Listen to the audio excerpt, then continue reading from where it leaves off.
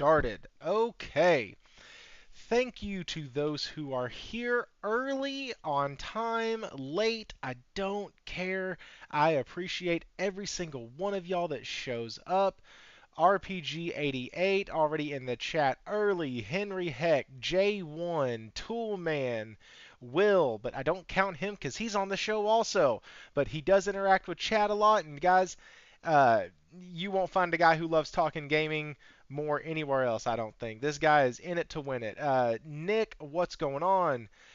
Josh Ayers, Nelson Gaming Culture, Hero Down Under. Welcome, welcome, welcome. Guys, hit that like button and let's get this thing shared out. If I'm not mistaken, I think Brap might have started a little late because uh, I didn't get his notification till about 8 o'clock, so we might be a little low starting out, and that's okay. I appreciate every single one of y'all who is here, and we are. You might be looking at this and going, "Damn, Philip didn't," or "Whoops, hey guys, that's my name." Damn, Thrifty, what are we? What are we doing this again for? Well, because some people are hard-headed. And some people make content blaming PlayStation for all of this, and some or for everything that happened with Bungie. And there have been some people who, um, how do I put this, are just false in what they're believing and what they're spreading. So we're going to discuss it a little bit. We actually, just right before the show, got a solid update 26 minutes ago from Genki on X, and it was shared in the Discord. Thank y'all for that, by the way. And so we will be discussing that also. So what I'm planning on doing tonight is taking us from acquisition to present day and kind of what happened and what's going on. And so I have 2 to 3 different articles that we're going to kind of go over. One is the same exact article from last week. It's the actual message from Pete Parsons. And then we will discuss what people are talking about and saying and criticizing Sony. And then we will actually go over what Sony has said now. Mind you, I'm not saying PlayStation because, as we're going to find out, PlayStation ain't got jack shit to do with this. Not the entire thing. PlayStation ain't got nothing to do with this, and we're going to get into why. And people want to just guilty by association. Sony owns PlayStation. You can't say Sony without thinking PlayStation. You can't say PlayStation without thinking Sony. They have really good brand integration that way. But PlayStation is a arm of Sony, just like Sony Movie Pictures is an arm of Sony. And Bungie is an arm of Sony, not of PlayStation. And so, just God, I want to beat that through people's head tonight. Then we are going to talk about the Xbox sales because last week I alluded to it, but I didn't have anything nailed down, and I couldn't remember if it was a fever dream that they had only sold estimated 1.6 million on the year, or if it was actually like something that was legit and I remembered reading it, but I couldn't remember where I read it. And then when I looked it up, all I could find was Twitter post. And so if that's my only source that I can find, I don't use it because that just gets you into dangerous territory. And so we will be discussing those numbers for Xbox because, my God, they're bad. And they are even worse when you put them up against the numbers of PlayStation. And the PS5 more specifically. If there was no such thing as a chip issue, um, the PS5 would probably be around 75 million right now, maybe 80 million, but that's just me. If they could have got that first initial pop for the first year of the first, 30 million or 31 million or whatever, uh, and then get to duplicate that, yeah, they would be there super easily too, or super easy. Um, so yeah, those are the topics for tonight. We are going to get into some gaming, probably some new releases coming out that we're talking about. I definitely, definitely, um, I Hmm. I'm actually kind of nervous about Space Marine 2, and I'll explain why during tonight's show at some point. But first things first, welcome to the playground. Hit that like button, subscribe if you're new. We do this show every Wednesday night, 8:45, and I would love to have y'all here. With that, also, there is a join button. You can become a sleeve monkey yourself. We do not discriminate. We will take sleeve monkeys from all forms, varieties, places of the world. Don't care. Here are the current sleeve monkeys. Thank you to every single name on there. Y'all are fantastic, and I love it. I love that y'all value the show enough to be able, and you're able to support it this way. It's huge, and I really appreciate it. And so, with that, guys, you can use those emojis down there. I'm working on getting us another one, and yeah, let's go. Will, how are you, man? What's up, Thrifty? What up, chat? I'm good, man. So, gaming news, misconceptions. Oh man. Before we dive into all that shit, what are you playing right now? Actually, I know what you're playing. Uh, how is it? Um, Signy? Oh yeah, it's uh, I it's a heard you say good it was game, pretty hard. man. Yeah, it's really hard. You definitely need upgrades. Nelson, well, I already had brought it down to easy mode, and I'm having a much better time at it. But Nelson's the one that told me, he heard it from somebody else. Play on easy mode till you get upgrades, and then when you can upgrade, then go back up a difficulty. He got it from somebody, I forgot who.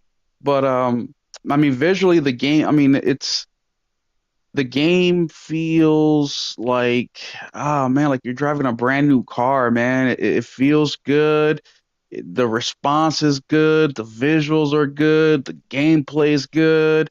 It's super fast paced. Um, if you have played that, what's the people who made Returnal, Housemark. Housemark? If you played their previous title, I forget what it's called, but you will like this game. I recommend it. I mean, it's $30. Um, if it's a little bit too high for you, I'm sure it'll go eventually on sale. It's a Konami game after all. But man, I'm having a good time with it. I'm actually gonna be playing that as I'm talking on the podcast tonight. But yeah, it's just one of the games I'm playing. I've also been playing a little bit of Psychonauts 2, The Pathless, and Assassin's Creed Valhalla, and also finishing my Halo tour, which I'm on the fifth game. And once I'm done with that, I'll be done with Halo for another year. And then yeah, that's it. Oh, and then today, Cat Quest 3 comes out. I won't be playing, unfortunately. I got my physical copy coming in. That won't be until Monday, but happy Cat Quest 3 release day. Josh in the chat said Resogun and Alien Nation. Yeah, I can speak on Resogun. Resogun. Resogun was is the one. Yeah, it's Resogun on steroids. Like I like Resogun, but it's side to side, where this one is, what is it, vertical, up and down?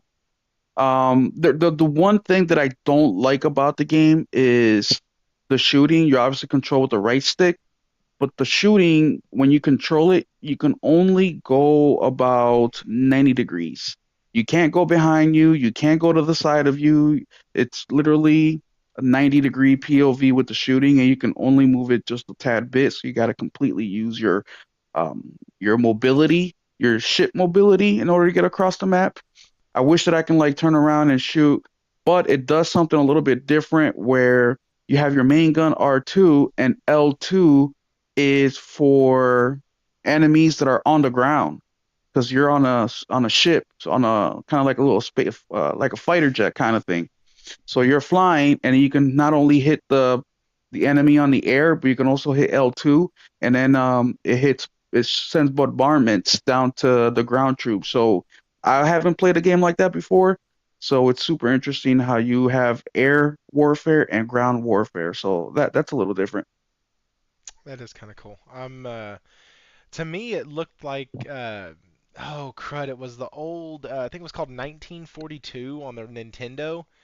It Yeah. was you were just like a fighter plane, and you'd go through these side or top down top scrollers, I guess. A side scroller, top scroller, sure. Uh, Anyways, you fly up the screen and you take out other enemy planes, tanks, trains, uh, other like alien craft. It was a lot of fun. And so, am I glitching really bad on YouTube? Can somebody tell me if I'm glitching on YouTube? It on mine it looks like I'm glitching. Retro the Family Man, what is up, dude? Welcome to a Wednesday show. This is a treat. Yep, 1942. That's what I thought. Cause didn't they release another one called 1943? I thought they did. Yes, the sequel is called 1943. Yeah, there we go. Cool. Yeah, I've been gaming since that long. But that's what it reminded me of, and I love those games. And I don't think the price point is that egregious. I really want to see retro titles though. I really want to see them at 19.99 when they release. That's where I think a good retro title should go. But that's just because I'm a cheapskate. And so, like, don't don't take the guy who has thrifty in the title's advice on how much a game should cost day one because uh, Jesus was born? Huh? Jesus? Okay, cool. All right, so we are going to go ahead and dive in to the Bungie stuff. There have been no more than two videos that I saw over the past couple days, and there has been other stuff that I have seen on X, and I am desperately trying to not lose my collective stuff. He is saying you're so old. Oh, yeah, yeah. Yeah, Uh, you're 2,000 years old. I'm 2,000 years old. I was born in the 1900s. God, it's those same people though that will sit and blame PlayStation for something PlayStation ain't had shit to do with. What's PlayStation's new? taking our exclusives. Devs are coming out. We don't have any deal with PlayStation. We just hate your shit. No, no, PlayStation had to take this one then. Next dev comes out. Nope. We just didn't like your shit either. As a matter of fact, you're a waste of our time. I can't believe a dev would say that. Duh. I can. But let's see the newest thing that people are blaming PlayStation for. And you know what? I wasn't gonna. I'm not gonna name them by name, but I can do you one better because I don't like getting told that you're pulling stuff out of context, you're making stuff up, you're doing things that are dishonest, or what have you. So, I am going to pull something up real quick. Let's see. Um, oh, has it been deleted? Hang on, this will be funny. Uh-huh, there's that one. Oh, here it is. Cool, cool, cool. All right, let me see if I can get this right there. Okay. All right. Real quick, here's what set all of this off. Okay, here we go. I'm going to show this to you, and this is not hateful to this guy or his channel at all. As a matter of fact, one of the things you will see, let me go over here and do this, you will see that I am fully subscribed to his channel. Have been for, got years. He was one of the guys that I watched when the PS5 news was starting to drop. But here's what really bothered me. I don't know if y'all can see it, but right here, It says PlayStation just ruined Bungie. Okay? That that doesn't say, and I understand the titles or the thumbnail says Sony shut down. But the title, the thing that pops up in people's emails, that pops up on their notifications, says PlayStation ruined Bungie. And then in the video, he does go in to talk about that. And I post this in Discord, and other people post some stuff, and I'm like, oh shit, this is like a fucking epidemic. This is terrible. The, these are people who know better and know that's not the case and are still pushing this.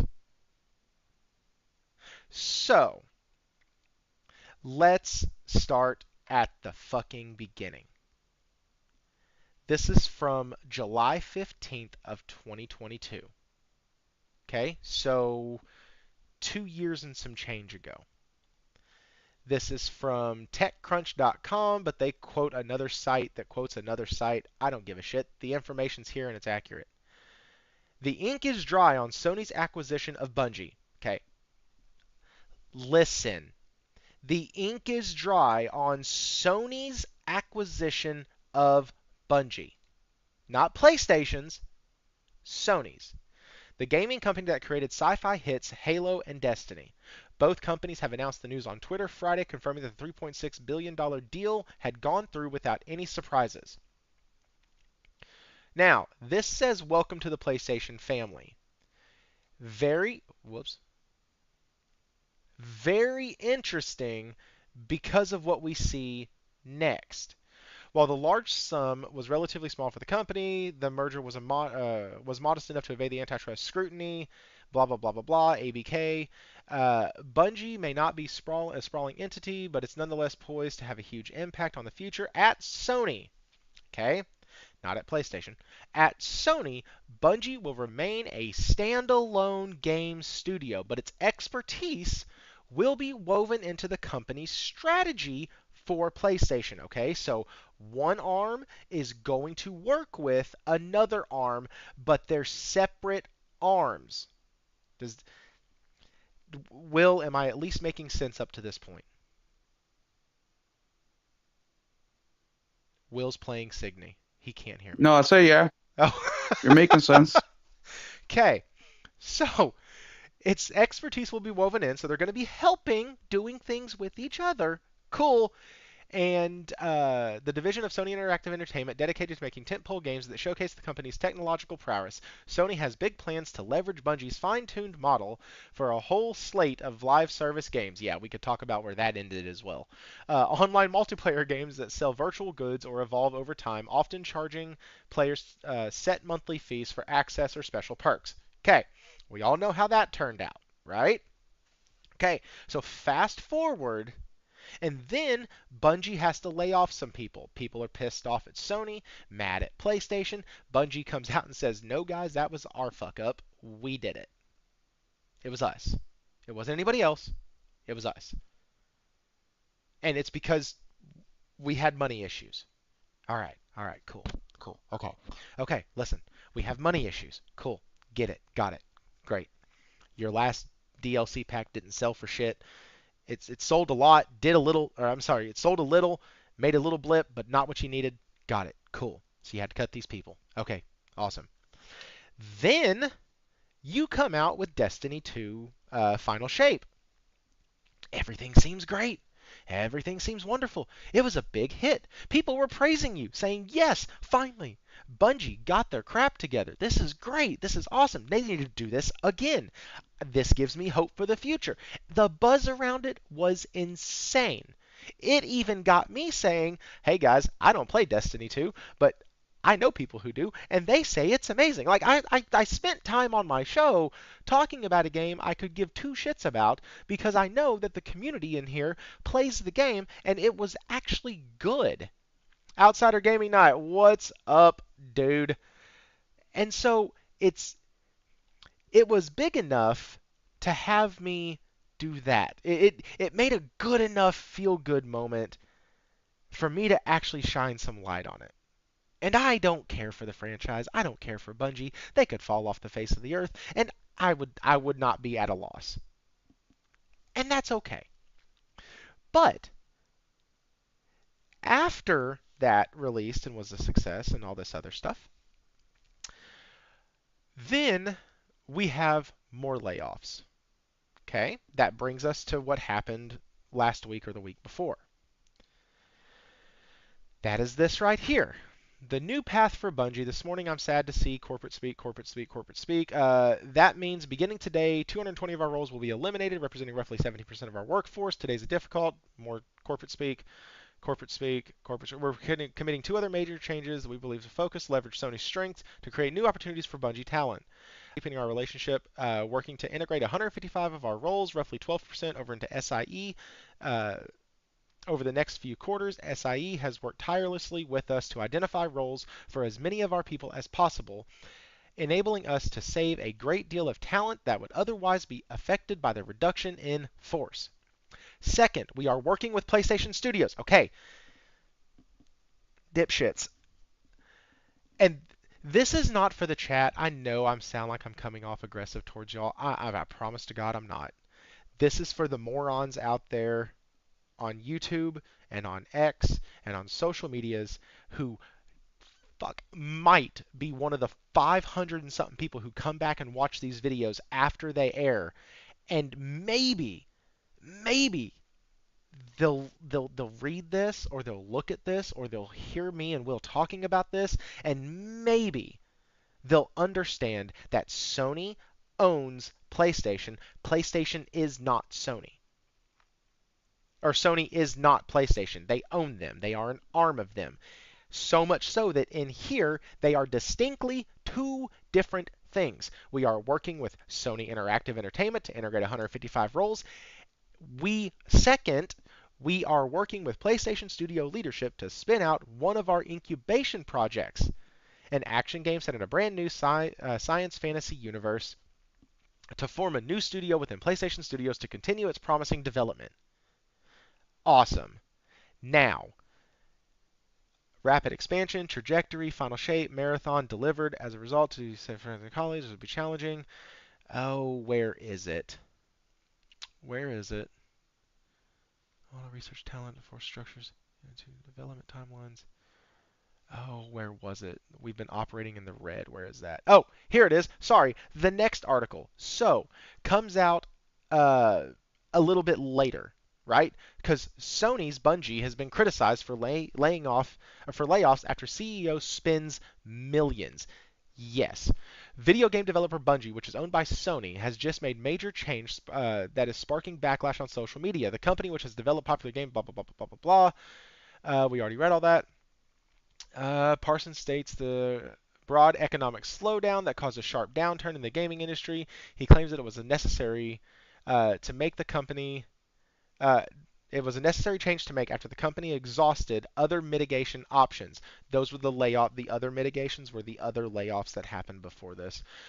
We were overly ambitious. This is Pete Parsons again. Okay, this is still Pete. We were overly ambitious. Our financial safety margins were subsequently exceeded, and we began running in the red. After this new trajectory became clear, we knew that we had to change our course and speed, and we did everything we could to avoid today's outcome. Even with exhaustive efforts undertaken across our leadership and product teams to resolve our financial challenges, these steps were simply not enough. You know what, guys? You're right. It sounds like Sony was the big bad wolf. It sounds like PlayStation came in here and slapped everybody around and said, hey, you're all fired. It sounds like PlayStation came in here and said, hey, that's our game now. We'll take that. You don't get a chance. You don't get to do it. It's ours. No, that didn't happen. The dumbasses over at Bungie don't know how to manage anything. They promised Sony the fucking world, couldn't deliver on it, and now Sony has come in and said, hey, where's our money? Oh, you don't have it? Well, guess what? You don't have your studios anymore. Like, I don't know why this is so hard to understand. And a lot of this is coming from Xbox guys, and so I know they don't understand that spending money like involves some sort of consequence or reward. Actually, let's just say some sort of consequence.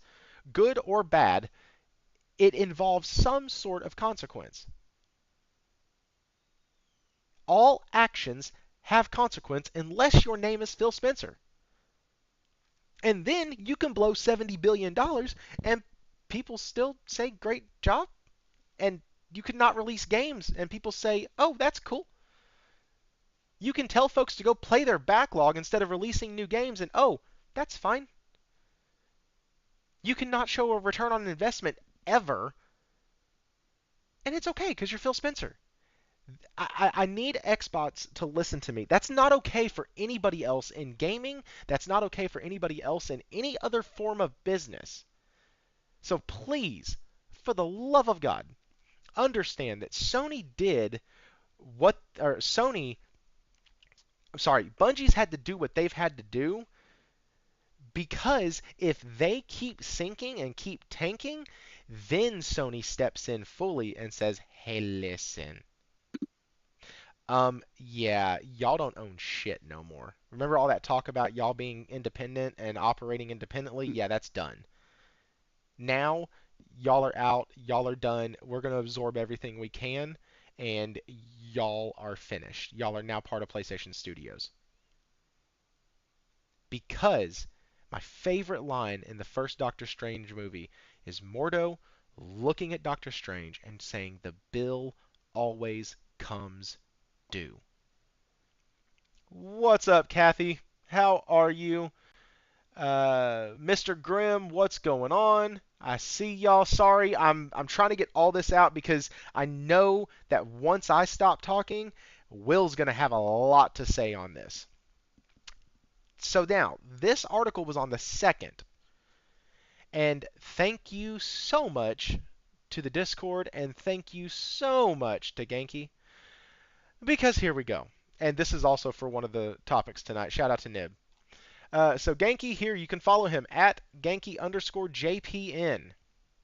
Sony president uh, Hiroki Totoki gave some details on the restructuring of Bungie. Oh, really? What details? Let's read. The purpose is cost restructure and portfolio optimization. Corporate speak. We have to enhance efficiency of the business. Corporate speak. Bungie. Now here's the stuff that matters. Bungie's back office functions will be integrated into SIE. Bungie headcount and resources will be concentrated into Destiny 2 and Marathon. No Destiny 3. Sorry, guys. I know that that sucks for some people, and I get that. But I don't see Destiny 3 happening. Yet. Yet. They're going to have to turn some stuff around first. Uh, Other title development at Bungie will be transferred to PlayStation Studios, which basically means Herman Hulst gets to go and go, okay, or he's already done it and gone, okay, I like this, I like this, I like this. The rest of this trash I don't want. I'm going to take these and we're going to go make games out of it. Or go finish your game. And then optimize overall studio structure. Once again, corporate speak. So just like most corporate meetings, you have 6 lines of bullshit and 2 lines that are actually, I'm sorry, you have 3 lines of bullshit and 3 lines that are actually like helpful to let us know what's going on. Anybody who's been in a corporate meeting knows that if you can get 50% of what you actually need to know out of it, that was a good meeting. That was so perfect. Thank you again, Genki. Thank you to the Discord for making sure that this was in there, even as I was like literally getting stuff set up for the show. But that is from start to finish what has happened. Nowhere in there does this fall at the feet of PlayStation. Nowhere in there is this Jim Ryan. Nowhere in this is it the fault of Herman Hulst. It's not them. It was Sony. And the people, Phil did show return on DN though. Huh?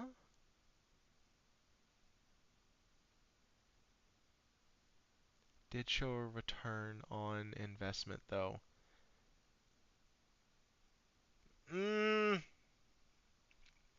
uh, maybe. Will better have a long rant. I bet he will. So, That's my biggest problem with all of this is if you just do a little bit of research, if you just do a small amount. I'm not talking going through financial records. I'm not talking about trying to find whose number is real on how much a company made or didn't make. That stuff can be kind of difficult to track down because you look at three different things and it's three different numbers and you don't know who to believe. This stuff is said directly from CEOs, CFOs, leaders of companies. Um, and so I need people to either A, stop clickbaiting, stop doing it just for engagement. It's not worth it. You're making yourself look like a jackass. Or two, if you really are that dumb and that lazy, please just stop interacting on all forms of social media. Your stress level is going to go down, and so will everybody else's who looks at your shit on accident. And with that, guys, I'm going to pass it over to Will.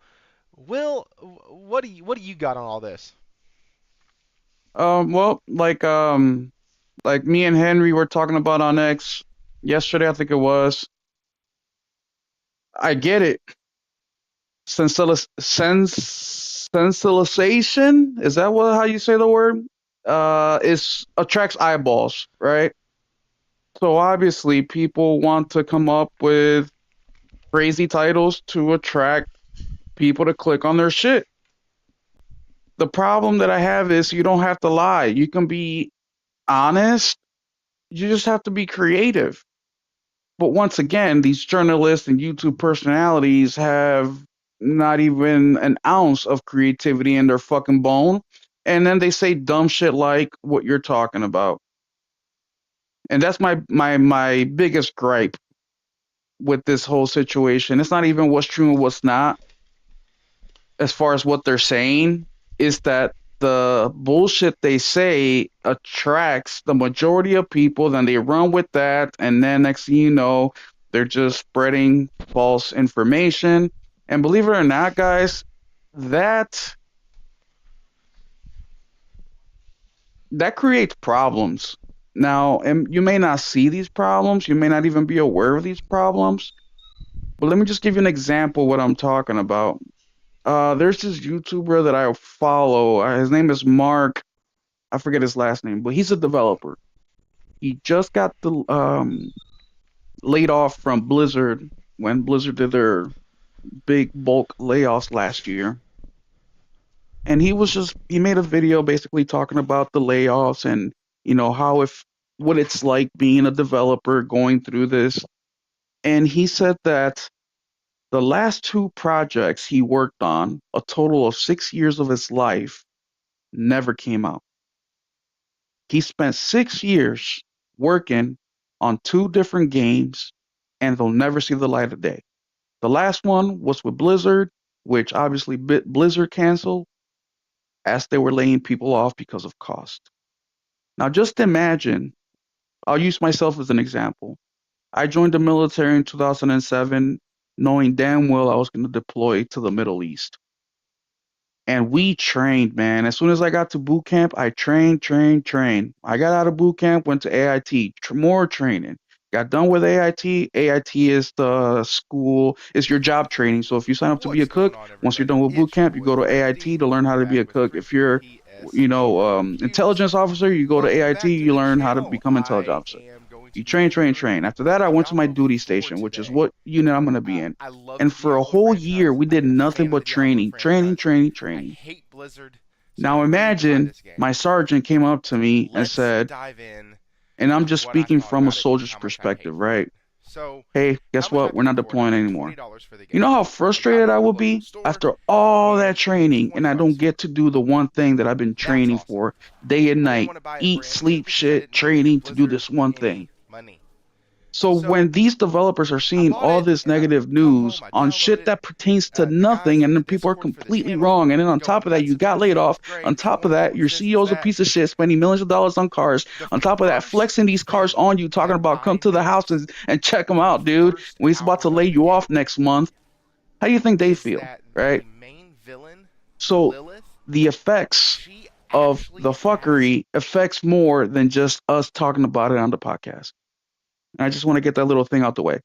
Another thing too, I want to ask just a simple question. Just a simple question to anybody who's listening. When the fuck has Bungie not had money problems? Please, can somebody answer that for me? When hasn't Bungie had money problems? Because if I remember correctly, in 1991, when they started their studio in Chicago, Illinois, they did pretty good. They expanded for a few years. And because they were trying to compete with games like Duke Nukem, Doom, a couple others, first person shooters, long story short, they sold to Microsoft. Microsoft paid out the publishing rights. I think it was to Apple at the time when they were working on the Mac to put out Halo on Mac. And after that, they once again needed a bailout from Microsoft. After that, they went to Activision. Activision put up $500 million. Bungie said no, they didn't. Okay, whoever, right or wrong, doesn't matter. But it's always around money with Bungie. I don't not understand why people think this would be any different, and all of a sudden now is PlayStation's fault. It wasn't Microsoft's fault at the time. It wasn't Activision's fault at the time. It's not PlayStation's fault either. But It is even Bungie.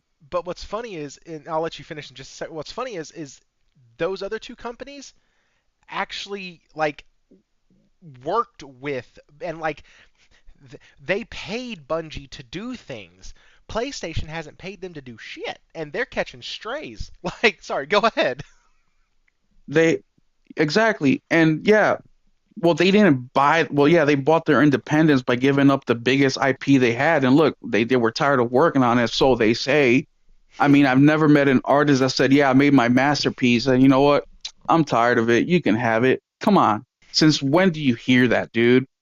Be real. Even what's his name? Tim Schafer, from the people who made Psychonauts. Even he came back to Psychonauts after 20 years to make Psychonauts 2. Because Psychonauts 1 was his baby, it was his masterpiece, it was his whatever.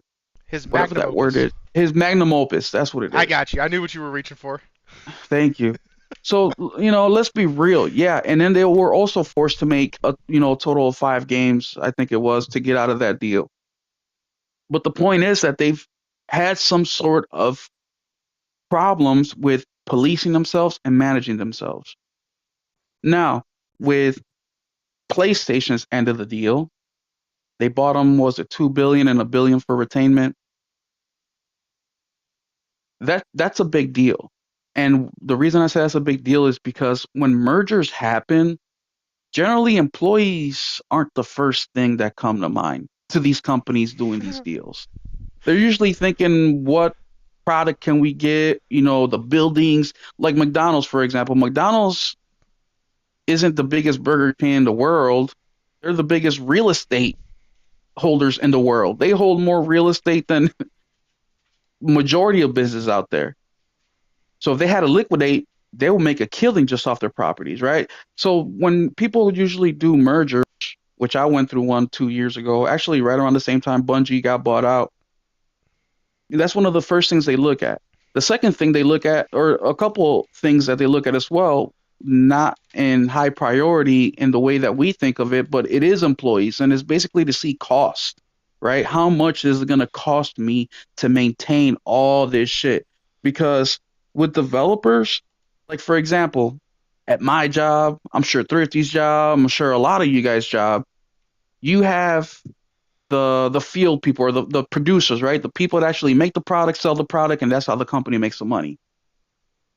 But then you have different jobs around the office, right? You may have a janitor, you have a secretary, somebody has the phone, you have HR department, and all these people are support, right? They just support the main employees to make the money so they can bring it in. That's what keeps the company going. Developers aren't quite like that. Meaning, yeah, they have an HR, yeah, they may have a janitor, but the numbers are really, really low. They may have one or two janitors, that's it. They may have one HR person actually runs the whole department, maybe a couple.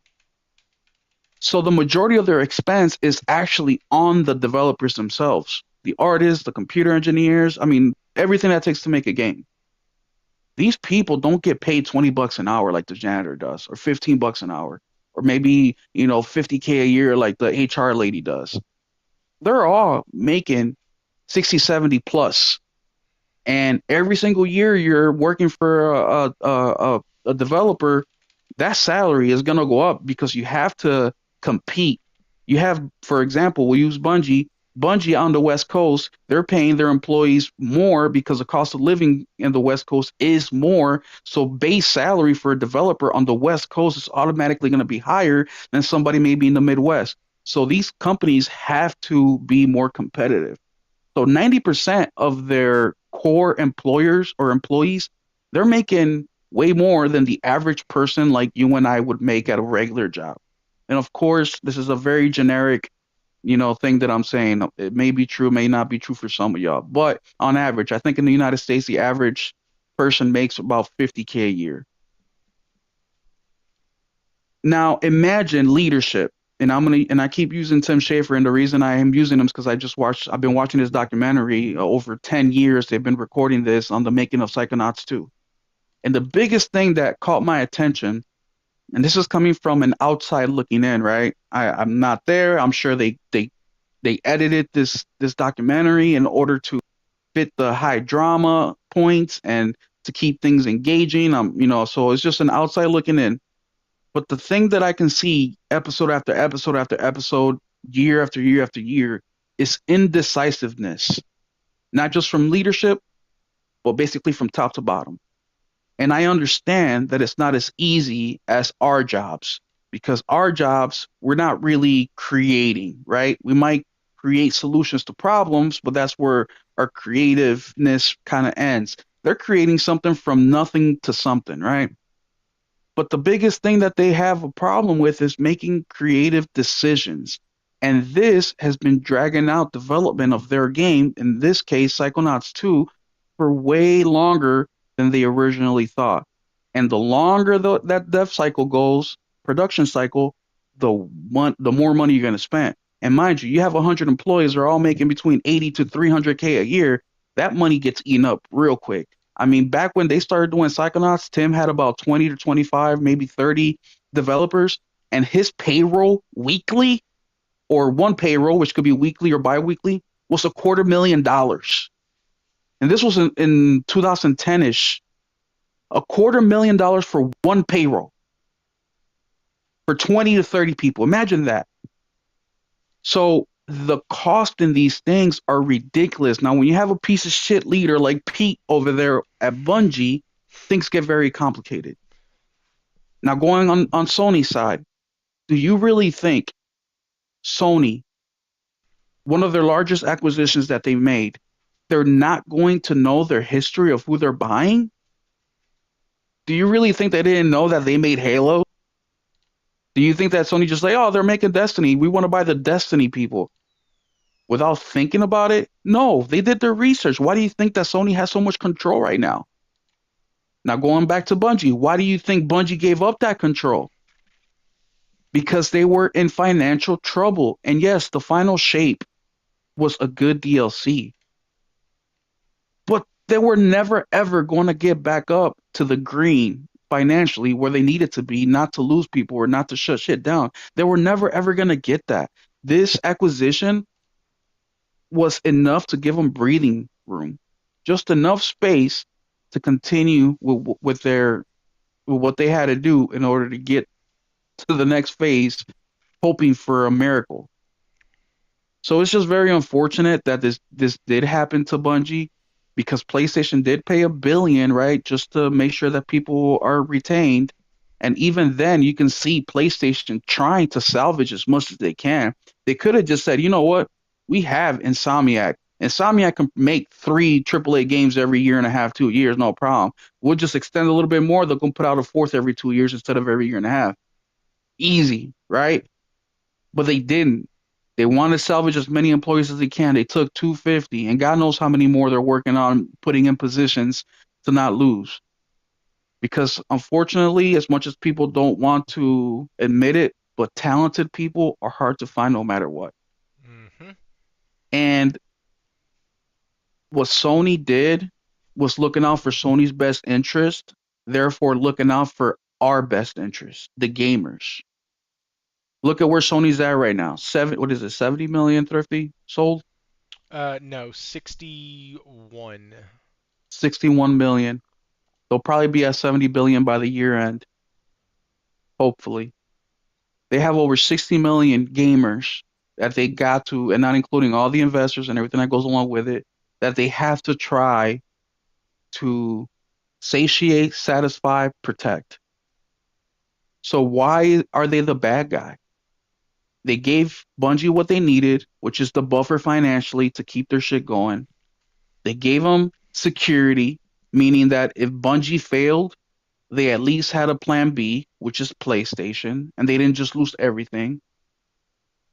Bungie got out of this exactly what Bungie needed. And I would say this is actual blessing for Bungie because now we're going to have one of the best publishers in the business take over your shit. Look at PlayStation's history the last 10 years, man. They have managed their business to incredible efficiency. Now, I'm not saying they're perfect, and I'm not saying that it's 100% on point, but it is one of the best in the business. And how do we know? Let's compare it to the other two major players in the industry. Look at Nintendo and Xbox. Look at where they're at in comparison to PlayStation. So this is a blessing in disguise. I'm glad it's happening. I feel bad for the employees. Not as bad as you would think, but I do feel bad for them. But this is an example of what terrible leadership looks like: overspending, not making decisions when you need to. Another thing too that I think that hurt Bungie is also I made a post on X today and I said as much as I dislike Souls games, I want to give a shout out to Elden Ring because Elden Ring had almost a million concurrent players at its peak. They sold 25 million copies. And they're an offline single player game with co-op and options. But they're at their core, they are an offline single player game. And they put up numbers that hopefully was a wake up call to these developers and publishers like, hey, yeah, we can make money over on this side. And they give us more of that. Same thing with Hogwarts and Baldur's Gate, games like that. The reason I bring them up is because, like Bungie, you have your live service thing. You guys are very talented. I mean, because of Bungie, first person shooters were changed forever. The way that we control, the way the movements, the just a lot of things about first person's Bungies were the one that created this stuff for the first Halo. So how talented are they? They have the blueprint. I just hope that now with PlayStation being in charge, they can really invest in or give resources to the employees that they were able to acquire from Bungie, and maybe have them come back to single player narrative driven games, something that they're obviously very very good at. They haven't done one in a while, but hey, perfect opportunity to raise or to try to make some more of that money. Mm. That's all I got for that. So one of the things that you had said was that, Sony is trying to integrate some of these employees and all of excuse me, and all of that. Give me just a sec.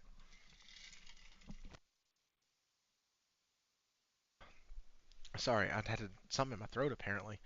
Um, One of the things that tells me with Sony trying to integrate some of these employees is that Sony's like, wait, we paid extra to keep these people. You have good people working for you. You're an idiot as a leader, but we want to try to salvage as much of this as possible. And that's what it sounds like to me that they're doing. Like, it'd be different if, a studio makes a bad game or a terrible game, and then all of that studio gets fired, right? Because They sucked and did not do their job. Cool, got it. But Sony looks at this and goes, "Hey, y'all put out some great stuff. We want to try to keep as many as we can. So let's go ahead and find different roles." And that points to me that it is definitely a leadership problem at Bungie and not a, oh, we have lazy devs, we have bad devs, we have devs that don't know what they're doing. And so that's just one thing that I kind of wanted to riff off of you on was uh, just that statement that you had made when Sony's trying to, pull in as many employees as possible. That only happens if those employees are worth a damn. Um, I had my mic a little bit away from my face because I just took a drink of water. I'm sorry. It is back now to normal. Thanks, Grim. My bad. And so that's the long and the short of this Bungie thing. Okay? That's and if anybody would like a refresher course, you can just message me. Join the Discord. Message me on X at thriftypsgr. Hell, find me on PlayStation at thrifty underscore or at thriftyps underscore gr. I don't care. I Al- Also, Thrifty, I wanted to say real quick before I forget that, we're using Bungie, right? But this goes to everybody in the industry, man. This really, really pisses me off because going back to Mark Masters, that's his last name.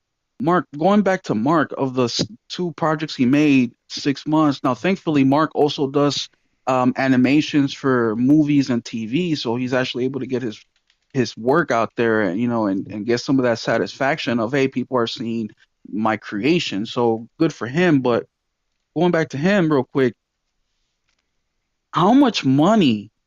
Just think about the I mean, if we add up a lot of these studios together, how many billions of dollars have been lost on projects that they worked on for 2 years, 3 years, and then canceled? Think about that for a second, guys. I mean, just even looking at what happened in Naughty Dog recently, and I still think they did the right choice because if they would have gambled and it didn't take off, us single player gamers were going to be the ones that took the hit, you know? But how much money did they invest and lose? And same thing goes to Bungie. At the time, Bungie was working on what, 4 games or something like that? Like, come on, guys. How are you? You see the numbers. How are you so ballsy that you see the numbers where they're at and you still decide to send a couple teams to go work on this game when you have your fan base on social media every single day telling you this is wrong. We don't like this. Bring this back. Why aren't you doing this or that? Like, come on, man. At what point this falls into what Xbox is like? They just want to do things their way, whether it sells or not. They want to do it their way. And when it fails, who do they blame? The gamer. Oh, they don't support us. Oh, they don't buy their games. Well, why do you think that is? Because you guys aren't giving us what we want. We tell you what you want, and what do you call us? You don't know anything. You're homophobes. You're xenophobes. You're mansplaining. You're doing all this shit. I'm like, dude, I just want to play some games. Sorry that I like my dude, my main character, to be a handsome, big buff one-liners with a baddie next to him on his arm, and they save the world. My bad. Like, I'm sorry. It's like, come on, guys. And I'm just reminiscing on all the money lost, man. And that's just Bungie with 4 projects. What about Activision? Well, Activision's been on Call of Duty, but Blizzard. How many games have they canceled? It just blows my mind, man. And the last thing I want to say is the creative process in these studios is a huge problem as well. Now, I've also been watching a lot of these dev documentaries, and as much as people hate them, but Gearbox has a system set up where everything is separated, meaning all the art people are in one floor, they don't talk to nobody else. Now, I know this can create problems, right? But the way they have it set up is what I'm explaining. All the art people are on one floor, they don't talk to nobody else. They have their team lead. The team lead's the one that communicates with the people above them, which would be, I don't know, animation, so on and so forth. And they're a machine. So they're able to knock out what may take a different developer 7 years. They knock it out in 3 or 4 years because they're just a machine. That creates problems too, right? Because now you don't have the. How many times are you talking with a friend and you guys come up with an awesome idea, right? And they're missing out on all those little tidbits. But every developer has to find their niche, and every single one of them doesn't need one strong leader. They need multiple strong leaders. Every single department should have a strong leader. And like they taught me in the military, you know the job of the person below you, and you need to know the job of the person above you. Meaning you need to have knowledge on all three jobs. Because just imagine me and my platoon are going on an attack, and all of a sudden our sergeant gets shot in the face and he's down. What are we gonna do? Hey guys, so what do we do now? No, the next high ranking person, we all know the plan. We continue on and we finish the mission. What happens at work? This person calls in, everybody gets shut down? No. Another person comes in, fills in, and we continue the work. We take care of our customers. We fix their AC Yep. unit. We fix their computer. We whatever. We pick up their girls. Whatever our jobs are. We sweep the floor. We mop. Whatever it is we do. We carry on. Yes, does it suck in that moment? Absolutely. But you know what sucks less? When you're getting compensated well, where now you Yes. want to include yourself. Now you want to help your colleagues out. Now you want to be involved. And hey, you're overworked. Here, let me take some of that burden off of you. Oh, now I'm overworked. Thanks for taking some of this burden off of me. And stop having this greedy, selfish, narcissistic mentality. And you see that a lot with the creatives, man. And another thing with them too is they don't like to be told. I don't want to say they don't want to be told no, but basically they don't want to be told no. But you see it a You lot know, with the corporate creatives, right? You yeah, don't oh, see it a absolutely. lot like from a company like Shift Up. They don't give a shit. No, They're going to put whatever the hell they want in their game, and they're going to have a yes. hell of a time doing it. Hell, Lost Soul aside, the devs come out and said, "Hey guys, listen, we're not rushing. The game is going to be a couple years out." Does that suck for me? Yes. Am I super excited about that game and wish Yeah. they wouldn't have showed it off until like next year and all of that? Sure. But Well, what's the people that make Souls games or the Elden Ring game? from Soft. FromSoft. FromSoft's a great example of that because they know their capabilities, they know their vision, they know what gamers want, and they themselves are gamers. So they're not. I guarantee you. I don't know this, of course, and I could be wrong, but just based on their products, I mean, we're looking at 20 years of FromSoft games. Every single one of them gets better. Every game that they come out with, it's better than the last. And they know exactly what they want to do, their capabilities, how to accomplish it. But then you see shit like 343, oh, we're going to create a new engine in the middle of having a crisis with Halo. We're gonna also create a new engine to create even more problems, and now you're spending way more time just trying to upgrade and fix and update the engine instead of working on art. And now you have everybody underneath you, upset and stressed out because they can't move forward because they don't have the bigger picture, and therefore, what should I create? When should I create it? And then you have the egos involved, right? Well, I worked at Activision for 10 years and I was team lead, and now I'm taking over this smaller dev, so we got to do it our way. So now you're going to get rid of the company culture and mold it to what I want it to be because hey, I was part of the big wigs and we know. And it's like, man, you do, and all this is to say that Peter, at the end of the day, it all falls on him because he's the one that should be not just seeing production and having benchmarks and checklists and things that people need to accomplish by when, also holding people accountable. But more important than even all that is checking out the vibe. If you have an employee that's been there, a developer that's been there doing art for 10 years, and they, head down on the desk, always working, they do decent work, and all of a sudden, now they're more withdrawn. Now all of a sudden, they're not bringing up ideas in the team meeting. Now, they're just acting different. You're just going to avoid that. And then now we go to ABK with, I forget his name, who just got the 400 and some $1 million parachute when Xbox bought him, hiding Uh, sexual harassment Bobby under the K. Bobby table. Kotick. Yeah, Bobby Kotick hiding sexual harassment under the table for what? Because of greed. because he doesn't care how his people get results because they get results. And if he's got to break the law, that's what he's going to do. Like it's Mm. all so corrupt, man. And right now we're talking about devs, and I know this applies to all aspects of our lives, but this is where the fans are so important. Guys, we hold all the power. I know it doesn't seem like it. I know that sometimes we go to Walmart and we're the only guy there in the gaming section and we're the only one buying the game and there's nobody there. But guess what? There's another million of you in the same exact position. We just don't know about each other.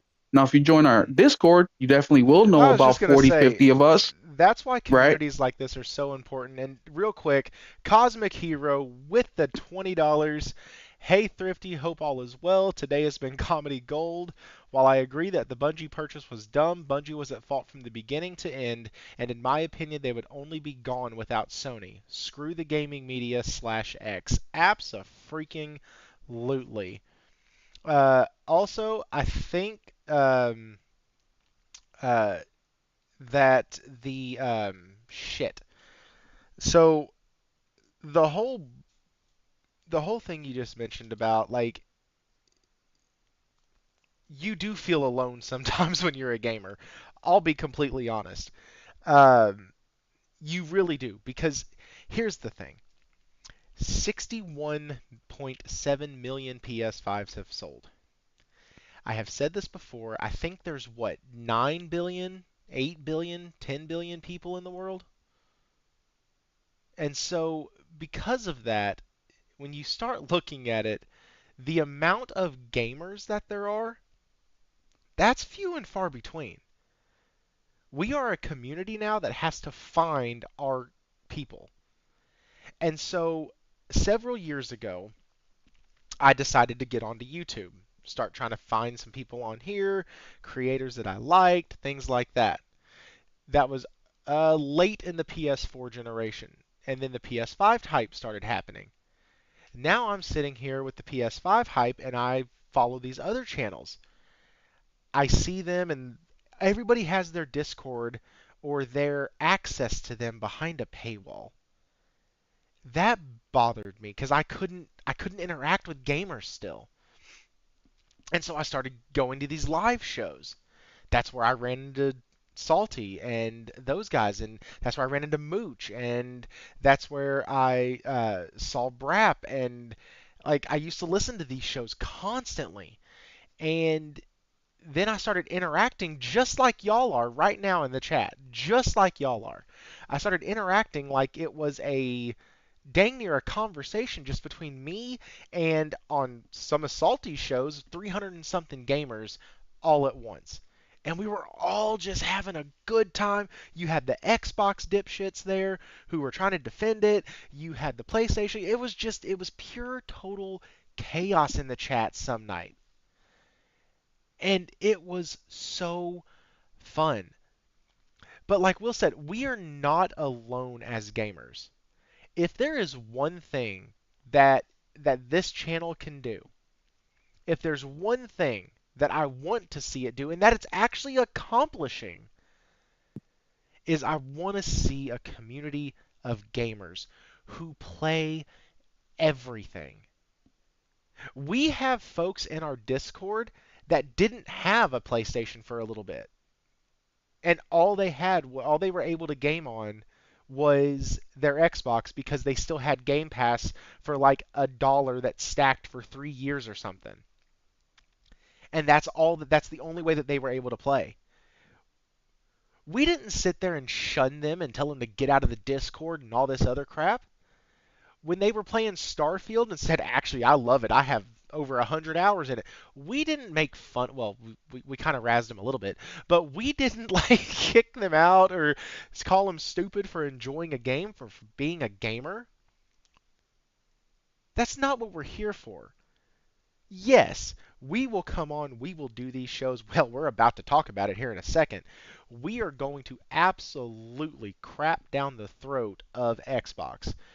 And they do a good enough job of it on their own. I'm just helping the process. Mic is low. My mic cannot get any higher right now. So I don't know what's going on. And I don't know. Conquer? I don't know. You're the second person that's mentioned it, and I don't know what's going on. Even on my end, on Streamlabs, it shows that I'm actually pinging out in the red. So I don't know what's going on. Um, I'm actually pinging out right where Will is pinging out, so I don't know what's happening. Okay, Josh, my mic is fine. Thank you. I was like, I'm about to put the microphone in my mouth and see if that helps. Um, but I want to develop a community of gamers. And that's it. I want to develop a place where people can come together, talk about the games they're playing. Occasionally, we're going to talk about other bullshit because it's fun. And just have a good time. And you don't have to agree. Hell, we've had some pretty, I think we've had some conversations that if they would have been in person, it would have ended with some of us yelling at each other. I fully believe that. We would be the guys at the bar yelling about PlayStation versus Xbox or live service versus not or all this other stuff and have the waitress come over and go, are y'all okay? And we'd have to look and go, yeah, we're all friends, we're fine. But like, that's what the community should be. It shouldn't be all this vitriol back and forth and people unwilling to listen and unwilling to move. Hell, the one thing that I love about this channel, or one of the things I love about this channel the most, is that it's caused me to re-examine what I view in gaming. And I freaking love that, because if we're not growing, we're dying. And so I absolutely love that. Yeah, Cosmic Hero, that was the funniest intro of a show I have ever heard in my life. I damn near wanted him to do the show just like that with the messed up soundboard the entire night. I was laughing so hard. And with my job at the end of the day, when I'm finally getting home after 12 hours, being able to laugh my ass off in my work van, listening to Jez and his mic go from Mickey Mouse to the voice of Damien, like it was freaking sick. It was awesome. But okay, so that aside, because I really just want y'all to understand that, like, we have what's up, man, overboard. We have an amazing community here. It's fantastic. As a matter of fact, we have people talking literally all night. I think it was this morning or yesterday morning that Will had tagged a couple of our Australian friends and was like, "Hey guys, do y'all get lonely when the rest of us fall asleep?" And I think Josh responded back. He was like, "No, man, I get family time, I have work, I have all this, I gotta cook dinner." And so Will's like, or Josh is like, "Hell no, y'all finally shut up enough so I can get stuff done." And so like, it's just that type of community, guys. The link is in the description, and y'all can absolutely. Um, y'all can absolutely join up. It's free. You don't have to be a channel member, anything like that. I don't think I'm ever going to do that for the Discord because I don't want to limit access to the channel and to the community behind a paywall. I think that's a little dirty, and so I don't ever want to do that. And because this isn't my only source of income, I don't have to. And so, okay. Also, Will, you'll appreciate this. As you were talking, I picked up another something from you, and I did a little bit of research. And see, everyone last time I did all this really loved the live research, and so I did. That guy you were talking about, Mark Masters, Yeah. actually works now and has for the last 9 months at Archetype Entertainment. Yes, working on that new game they announced at the last, Yep. I think it was a video game award, which I'm looking forward to, by the way. Yes, sir. It was announced back then. It is coming to all platforms as of now. That might change as we've seen. Uh, and uh, but yeah, so we have a new game coming from these people, and it does make me a little nervous because I read one of Matthew their little. McConaughey. That's what it was. Matthew McConaughey is doing the voice for one of these characters. Oh, that's cool. Josh, why Marky Mark? I'm so confused. Marky Mark is Mark Wahlberg. What's going on here? He's just saying anybody named Mark is Marky Mark. Oh, okay. I was like, what? Come on, Thrifty. I was sitting here going, well, because so because of when I was born and what I was raised on, uh, behind my parents' back, uh, whenever I hear the whenever I hear Marky Mark, Actually, keep talking. I'm gonna use the. okay, that's cool. Whenever I hear Marky Mark, I automatically think of the Eminem song. That's like back when Mark Wahlberg was Marky Mark. This is how we used to make the party start. We used to mix hen with Bacardi Dark, and when it kick. Sorry. Anyways, I don't know if I can get demonetized for that or not. Was that close enough to the original? I don't think it was. Anyways, so like this game is coming and it's developed in Austin, Texas, so it's a local Western dev. That's kind of cool. uh, Led by industry veterans from BioWare, 343, Electronic Arts, Naughty Dog, and other AAA studios, founded in 2019. Backed by Wizards of the Coast and Hasbro. So this is something right here that should have been on my radar anyways, because I follow Hasbro and Wizards of the Coast pretty closely.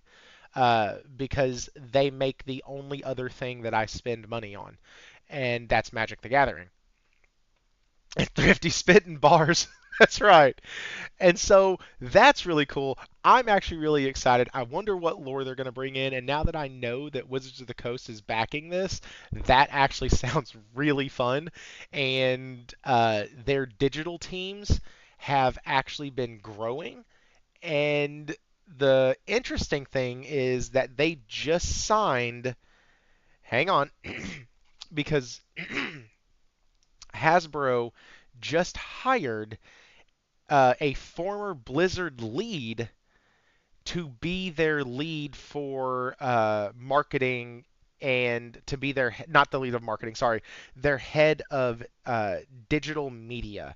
And so that includes everything from their mobile games to their, to, I'm guessing, this game, any kind of TV series, stuff like that. So that's actually really cool.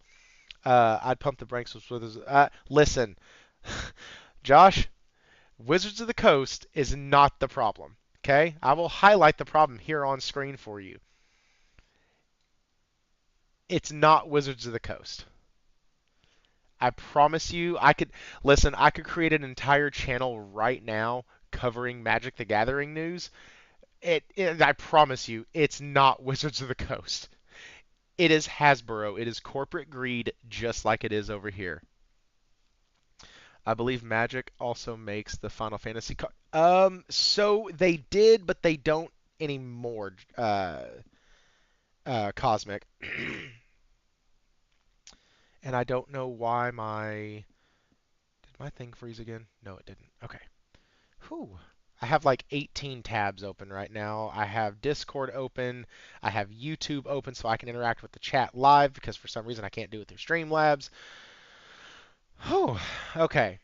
And now I am trying to figure out what has happened to the channel. Oh, you collect the Final Fantasy cards. So, funny enough, side note, Magic the Gathering has a Final Fantasy set coming out next year, and I can't wait. My buddy and I are planning on going in halvesies on it so we can collect every card in the set. We plan on building commander decks out of them because if I cannot have a commander deck with Titus and Yuna in it at the same time, I'm gonna be real sad. Anyways, so super excited about that. Wanted to highlight that. Dude did land on his feet, got a job. Was working for Archetype Entertainment on a new game that actually, if cinematic trailers say anything, looks pretty interesting. And it has planets. Maybe we'll actually be able to land on them. And Mind you, these are the same people that made, or some of the people that worked on Mass Effect. oh yeah, yeah, yeah. That's what it says. It has BioWare 343, EA, Naughty Dog, and other AAA studios. Also, Hmm. one of the things, I don't know if you were listening or if you were not, but one of the things is that it's backed by Wizards of the Coast and Hasbro, and so that's kind of cool to me.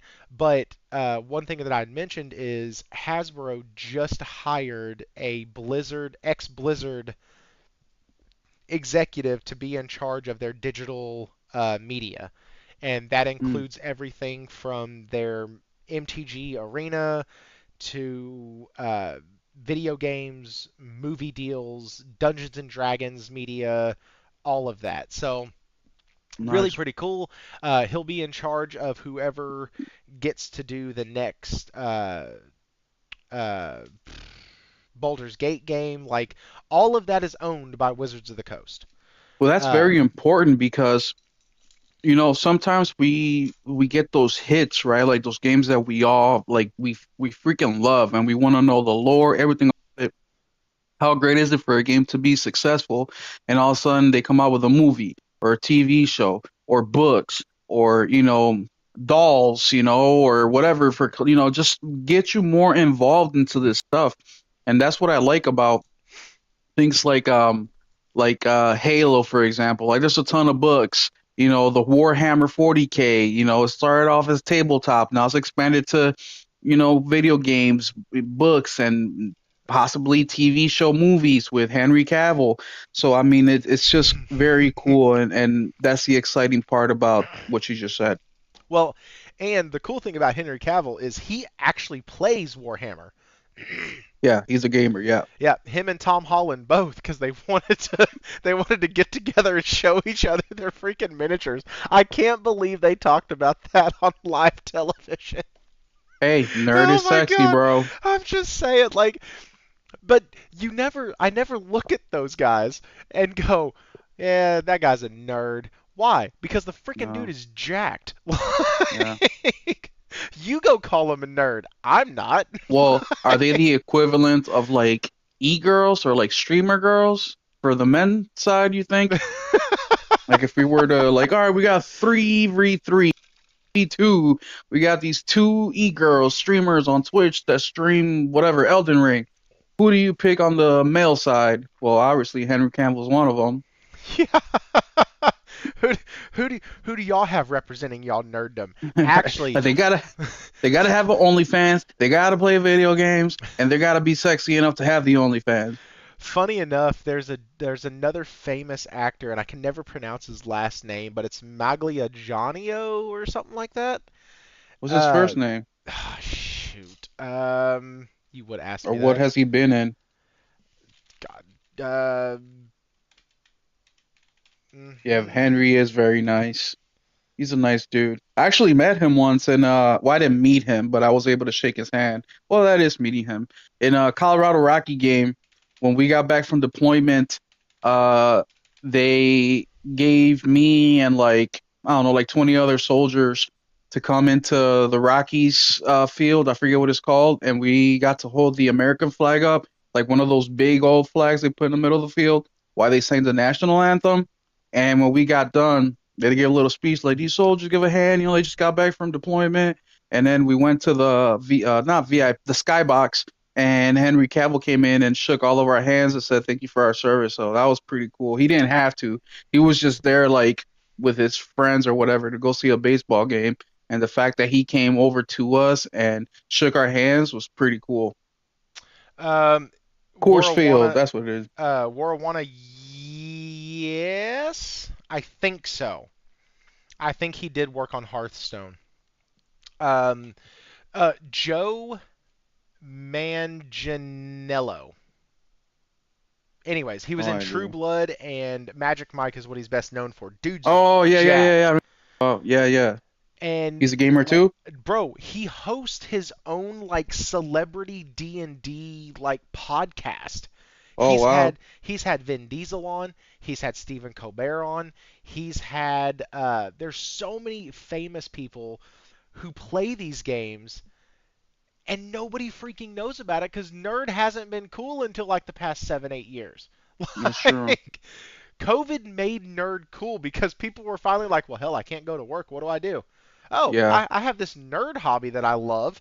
I can just do that. And then they're like, well, hey, I got to make money somehow. Let's start a podcast. And like, it's nerd is cool, which is why I wish that more gamers were involved in a gaming community. Yeah, that guy. Shut Dude, up. even when I was a kid and Pokemon was so popular, but even like people who played Pokemon cards like they were still considered like nerds and people like stayed away from them. Even though Pokemon was really popular. Everybody knew it. I mean, I remember when they gave Pokeballs at Burger King, and they were the hot craze in the early Yep, 2000s. because you always wanted to go in and you wanted to be able to see which one you were getting, Yeah. and they would never show you. And the stores, No. I found this out from working. I worked 2 weeks in fast food. I have worked in restaurant, but 2 weeks in fast food. I worked at Sonic for 2 whole weeks. And I told myself, God bless the people who do that. I can't. Oh, I love Uh, fast food work. oh my God, I hate it. Give me a restaurant or a fast casual like a Moe's or a Chipotle any day of the or actually up north it would be Freebirds, I think. We Um, don't have that up here. I mean, oh, we got like Chili's, Applebee's, do you have Olive like a Garden. Chipotle something like that?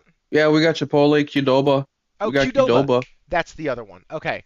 Yeah, Qdoba is the same type of deal. It's just like a Moe's down here. Okay. And that's what they consider fast casual. It's not fast food, Mm-hmm. but it's called fast casual, and I've ran that restaurant before. Uh, but like I forgot what the hell I was saying even. Shit. Community gamers. Yes. Oh, yes. Sorry. I worked 2 weeks in fast food. Told myself I would never freaking do that again. Ever. It's not for me.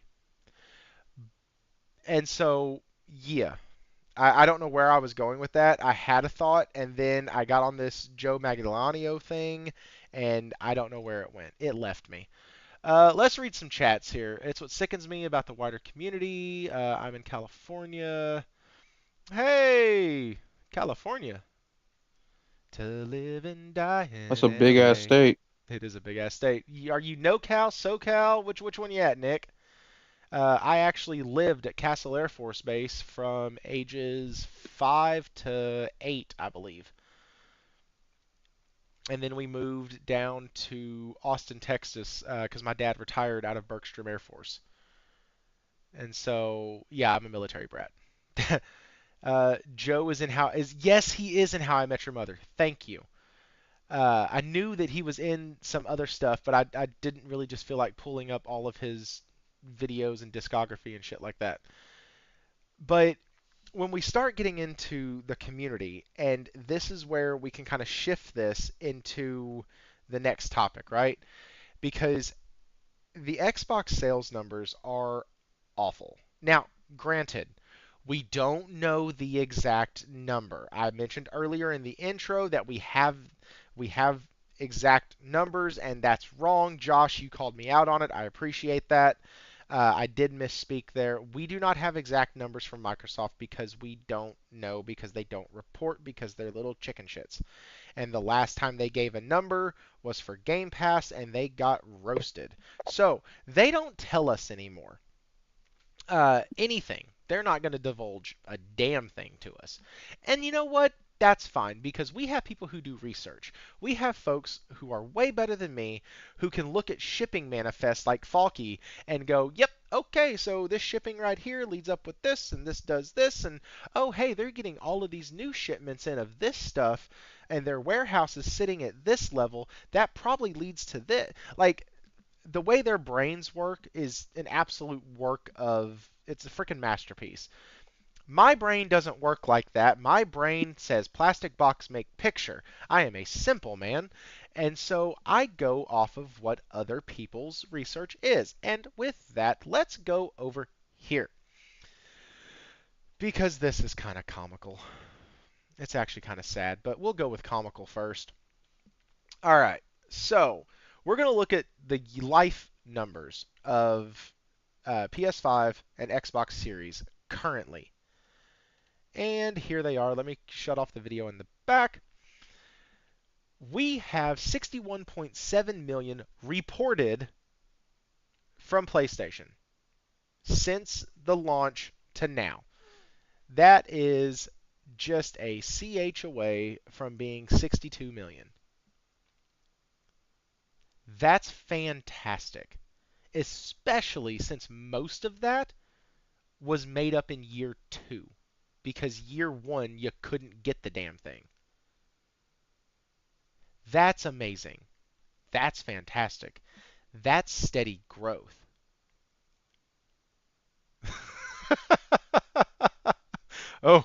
Me thrifty, me see picture. That's right, Cosmic. That's exactly how I sound. Even some of the people who I play Magic with online, they have to help me set shit up on my computer sometimes because it'll do something and I'm like, guys, I don't know what to do. They're like, oh, just hit this button. Okay, where is that, please? so it's not just y'all, and it's not just a shtick for the show. I am absolutely technologically PC inept. I know jack shit about them, and I don't want to know. I don't care. I have people all the time. Hey, you have a PC now. Are you going to play this game coming to Steam? Nope. Why not? Because I don't want to download anything to my PC. I want it for the show. And so I can do shit like this and look up stuff in real time. The Xbox, on the other hand, 24 million. 24 million. That's abysmal. 3.5 years in. Let's do math. Hang on. Let's do math real quick. There's calculators on computers, I think. Let's look these up real quick. Not calendar, calculator. Here we go. Man, I wish I could share this with y'all too. Okay, 24 million divided by, let's say, 3.5. That is roughly 7 million a year. 7 million a year. 61.7 divided by 3.5. Like 17 million. 17 17 and 10, a clear, clean 10 million more per Dude, 10 year. million is a big number. That's We're a not talking like another million or two. We're talking 10, like guys, 10 million. that's what the freaking M. At $500 a copy without a price break, maybe $50 off for the holiday. Like that's insane. That's so bad. It's so you. Mm, you're not even selling. You're selling less than 10 million. You're you're not even making up the difference to where PlayStation can't say, well, we sold at least 10 million more than you every year. No, no. They can actually say, well, we just sold over 10 million more than you every year. 10.3, I think, is what it would come out to if I did the math. But I haven't. And Zero Steel said it's not bad, it's an embarrassment. Absolutely. And now you have devs going, hey guys, um, yeah, you're not worth our time. You are. Xbox has changed from almost becoming a household name and on the same level as PS3 to you are a novelty. That's it. You're a cute little tiny box for the casual to go home, give you $20 a month because they forgot they signed up for it, and occasionally play a couple matches in Call of Duty. I actually think that the majority of Series SX owners are just veteran gamers.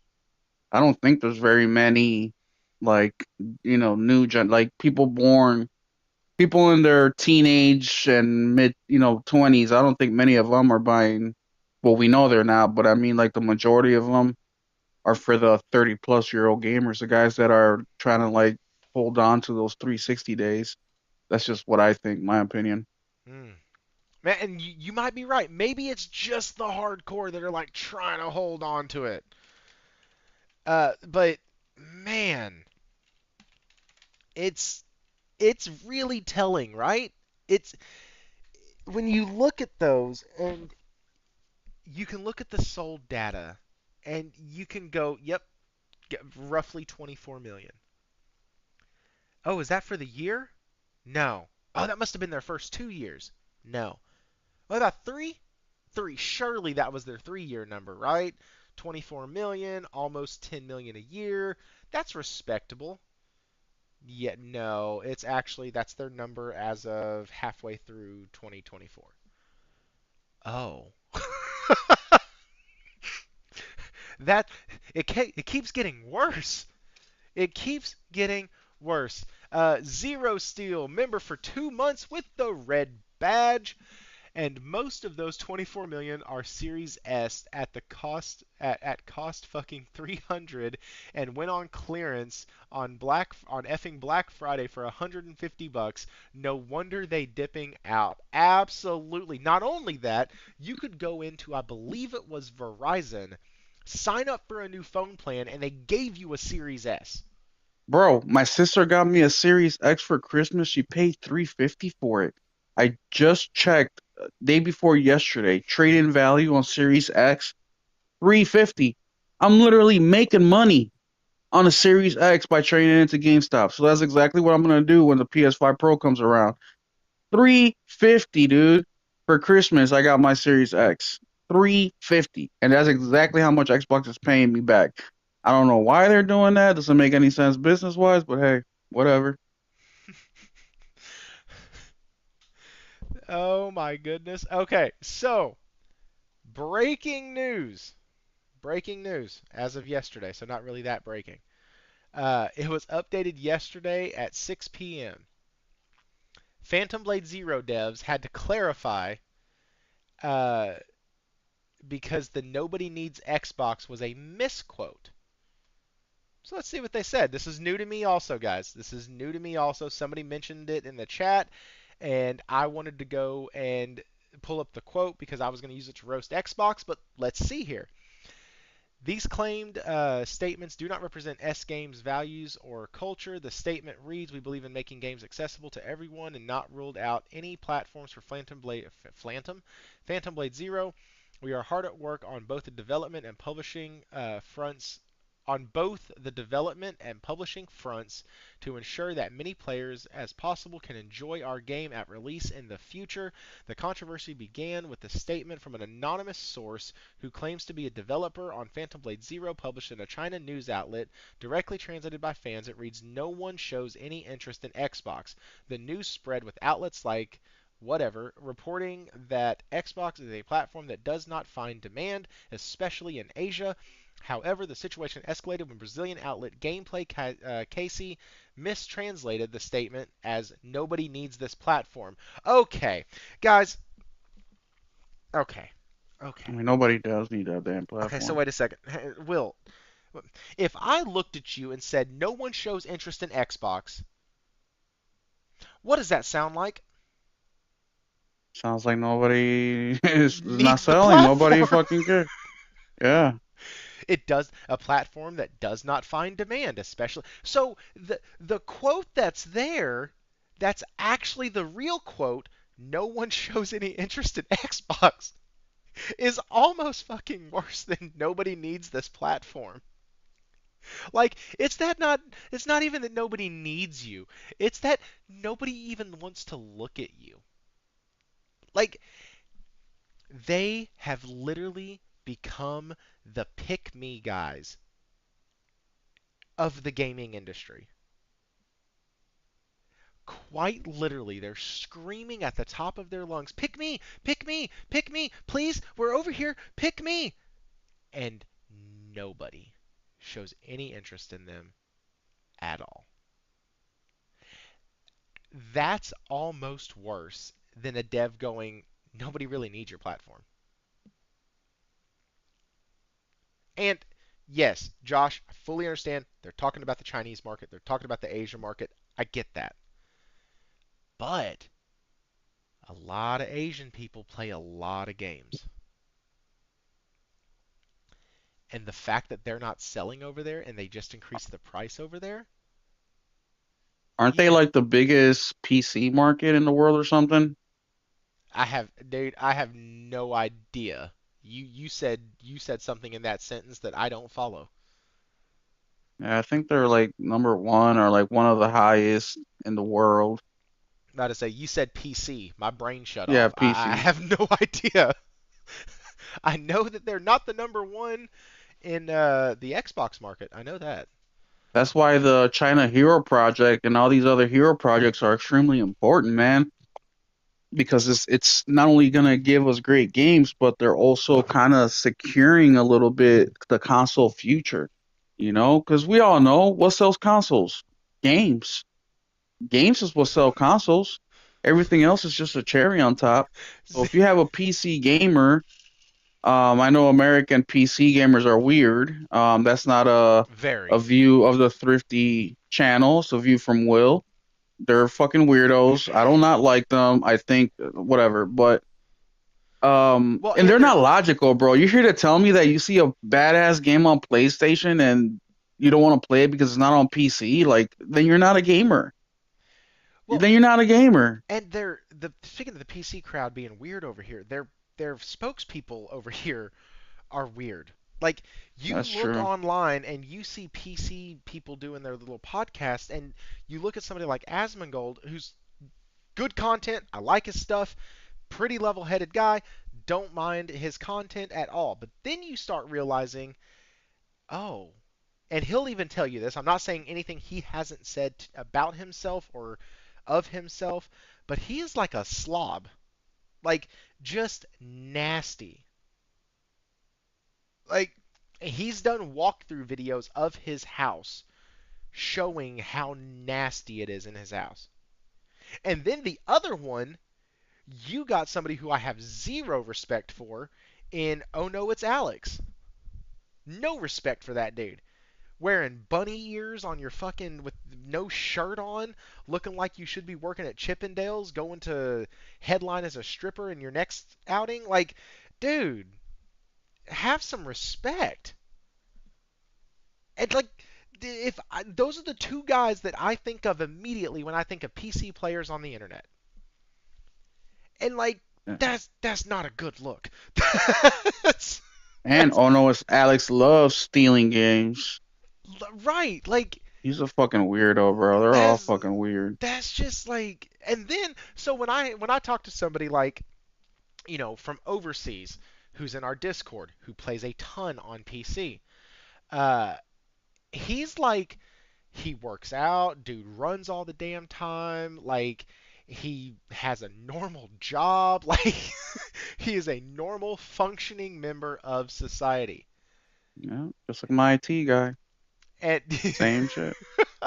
and so I'm sitting here going, okay, so maybe it is just our PC guys because American, yeah. it's just maybe we're just weird. But like that's anyways. One of the things Zero Steel said in the chat, which by the way, guys, I'm loving watching y'all's conversation over here. It's actually sidetracked me a couple times. But one of the things he said in the chat was, well, they didn't deny it. No, they didn't. because they straight up fucking didn't. I mean, they don't need to deny it, bro. It's just common sense. It's common sense. Why were you gonna spend all that money? We literally talked about how expensive it is. Why would you spend all those resources on a console that you might sell 100,000 if you're lucky? Like, come on, let's be honest. Yeah, I mean, and that's the thing too. Like we've talked about it before. If a game can come out and hit a 10% penetration ratio on a console, that's a success. That is a massive Oh, big success. time, big time. But when you look at that and you go, okay, my game, realistically speaking, this is why companies like RGB are not. Is it RGB? I think I'm saying that wrong. The folks who RGG, the folks who make all of the Yakuza games. Uh, damn, I can't think of who the hell makes them. Josh, help me out. Uh, but that company, when their games sell 1 million or 2 million, they are through the fucking moon. They are so happy. And so you got to think some of these companies are looking at it and going, okay, our game's not going to be a massive blockbuster RGG. Thank you. Uh, our game's not going to be a massive blockbuster title. That's not what we're here for. We're not going to hit 10% penetration. We're going to hit maybe 5%, maybe a 3%. Cool. If we do that, that means over on the or on Xbox, we're probably not even going to hit a million sales on it. Well, like, why are we going to fuck with Xbox and do that? Like, it makes all the sense in the world when you look at it in that light to skip it. Because if a game sells 2 million all the way through PC, console, everything, why would you take the time, like Will just said, to get 50,000 purchases on the Xbox or 100,000 purchases on the Xbox when you know if you just released to PC and PS5, you're going to get 1.5 to 2 million total? It's absolutely a waste of freaking time. And so, yeah, whether nobody needs it or nobody's interested in it, nobody gives a fuck about it. And these are devs coming out. These are people within the studios coming out. Granted, anonymous source, hashtag trust me, bro. Like, I get it. This could be an employee that was on the chopping block that was like, oh, we're just going to cause a shitstorm before we leave. I don't know. But it is extremely believable when they're like, okay, well, that's not exactly what we said. Let's go ahead and clarify this. Like, there, there is some validity when they come out and they're like, okay, these are the two statements that were actually said. Like, that's that's the company coming out and saying it. It's And not. look, even if an employee did say that, it's in the company's best interest to say otherwise. Nobody wants to ruin professional relationships, especially one that isn't even established yet, because you just never know. Microsoft is still is a what is it, $3 trillion company? Like, you may not need them for gaming, but you don't know where your may lead. This game could be a big hit. You can invest and become big and do end up doing something else that more matches what Microsoft does.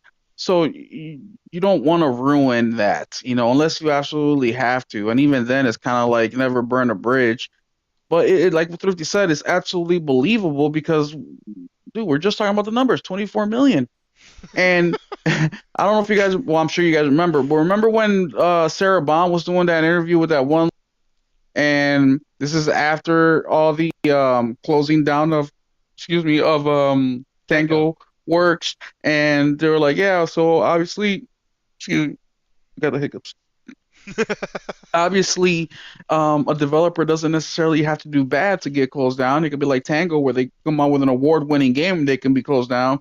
And Sarah Bond was just talking about how the market is bad, and not growing as much as they wanted it to, and it's not just Xbox. Well, I don't want to say the gaming industry as a whole is doing bad because the gaming industry as a whole is doing bad. But we really have to take a closer look because now, if we talk about just specifically Xbox as a developer slash publisher, right? We know that they can't make a good game to save their lives, right? Then we talk about the people at Double Fine, which is the people that did Psychonauts. We know that their issue was just not being streamlined with their process, having way too many creative decisions not being made, at a proper rate in order to push the game along. We know that at Gearbox, or I'm sorry, not Gearbox, at Naughty Dog, we know that at Naughty Dog they invested a shit ton of money in a possible live service game, and they ended up backing off from that. We know at Bungie that they have poor leadership, and they were also invested in 4 games instead of their main 2, meaning Destiny and then their upcoming game Marathon. They stretched themselves out way too thin. So when you start to look closer into the game, quote unquote, gaming industry doing bad, it's not doing bad. If you look at the big picture, the gaming industry is still pulling incredible numbers. Look at PlayStation, over 61 million sold, on pace with the PS4. And mind you, they did a pandemic. Mind you, they're part of 2 of the most um, crazy elections in the United States history, where the markets have been completely crazy. and they're still pulling in those type of numbers. So no, it's not the gaming industry per se, even though it is the gaming industry, but you really have to take a look. And I think that the problem with the industry isn't necessarily that development cost is too high, which yes, it can be too high, but the real problem with the gaming industry is just not enough leaders. And the ones that you do have, they're way too much into the money and too much into the investment that they forget about the art of video game making, and they're only looking at the bottom line.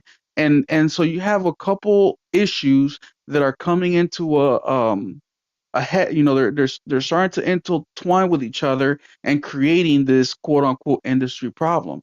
Why isn't FromSoft having these issues? Why isn't Insomniac having these issues? Why isn't the numerous of other developers, the Baldur's Gate people, why aren't they having these issues?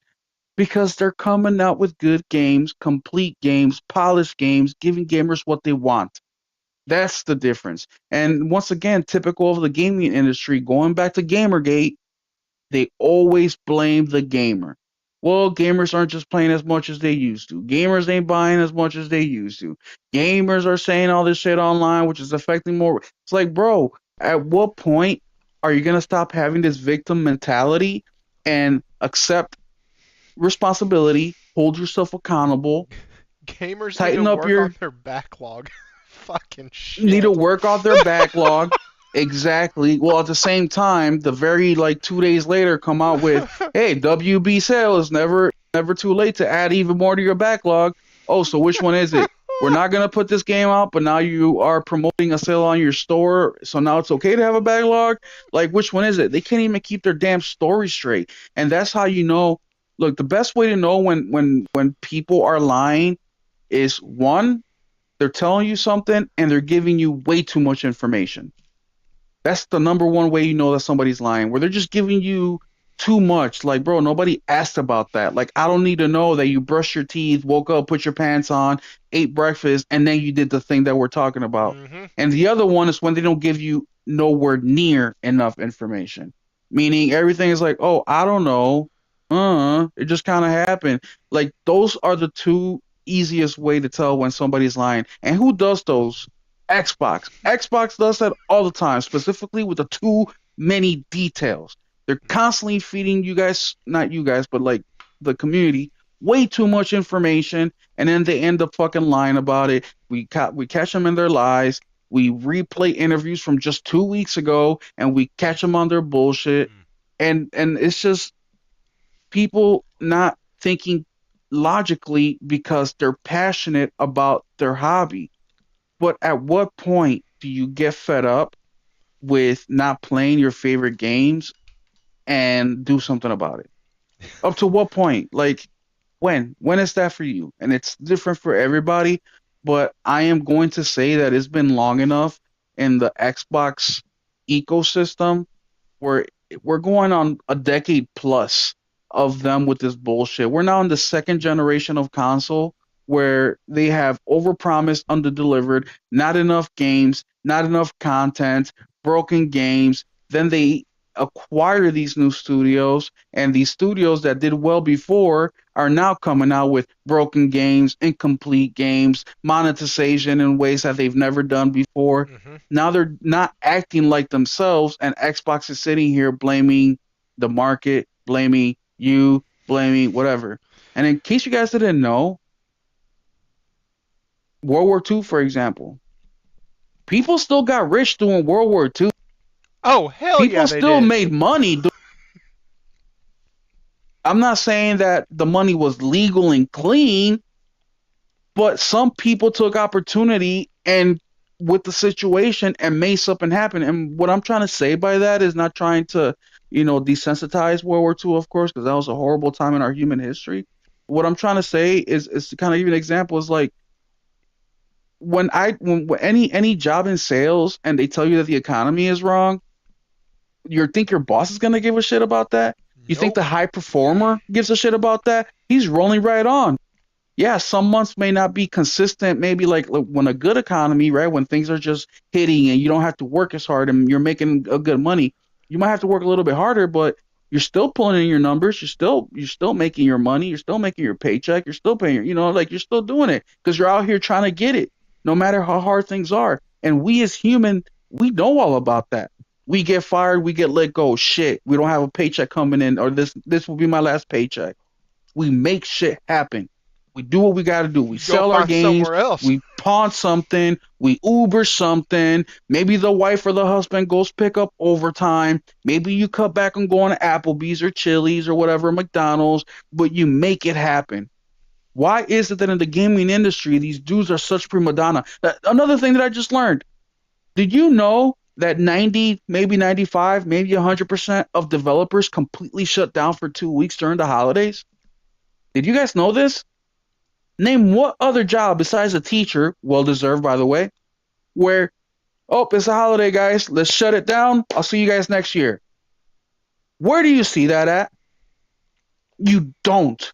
You don't see that at. Where do you see that they're getting paid higher than the national average? Everybody. You don't see that. Maybe a couple little examples here and there, like that one CEO in that credit card processing company in Washington where he decided to pay all his employees 100 grand a year or whatever. That's an example. That's not the norm. It's the whatever. Where do you don't? These people are well paid. They are taken care of. Their life professional balance is pretty good. I mean, better than I've ever had in my life. I just got into that space now at 36 years old. I just got that into that space, and I took a demotion to get to the point where I can be home at 4 or 5 o'clock every day, spend time with the family, cook, clean, do all the things that grown-ups do. I just got to that point in my life, and I had to make sacrifices. It's like, bro, you guys have been given a lot of resources, a lot of tools. We have pushed dates on these games numerous times. I mean, look at Halo Infinite, rumored $500 million, 2 years past the original, or a year and a half past the original release date, and you still come out with an incomplete game. It's like, no, dude, at one point. So yes, the layoffs suck because we know that people that don't deserve to get laid off got laid off because of poor management. But also, how many people did get laid off that deserve to get laid off? And I'm not talking about a human aspect of it because I don't want nobody to not receive a paycheck and, of course, be able to pay their bills. But I'm talking about professional work business. At what point are you going to keep this person who doesn't perform and make the people that are performing and doing their jobs work more because of these people over here that are not doing what they're supposed to? Like, how much more of their load do they have to do? It's like, dude, we are all human, man. And when I talk about Double Fine and their documentary and looking from the outside, look, I'm not a developer. I'm barely even a creative.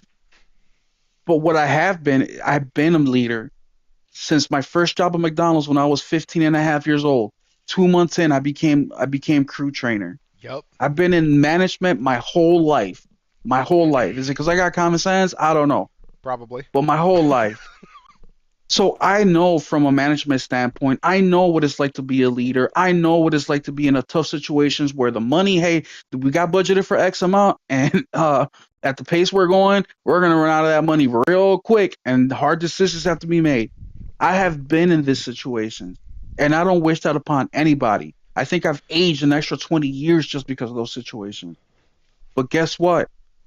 Being honest with your people, knowing who to cut, knowing who to move, knowing who to promote, knowing to who to put in charge, having a reasonable boss, which I know is hard in itself, being logical, thinking critically.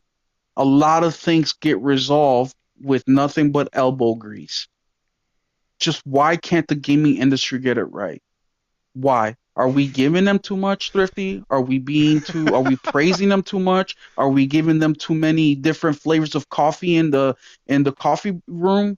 Are we giving them too many snacks, the illusion of option or the choice of option? Are we paying them too much? Are we saying crunch is bad too many times?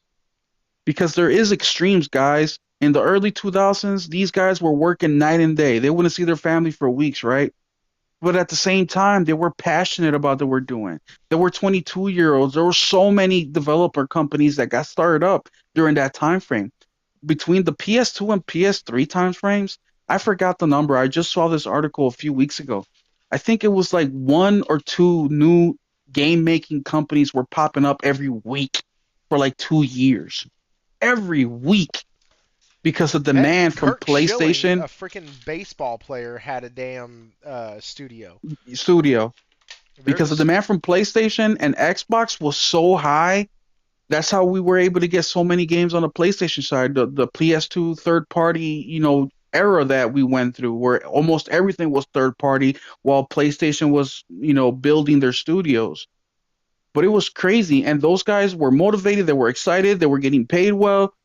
And to them, yes, it was crunch. Yes, they were tired, but they were excited to do it because they were building something for themselves. Now you have these people who built up their companies, the Todd Howards of the world, who built Bethesda up to what it is today.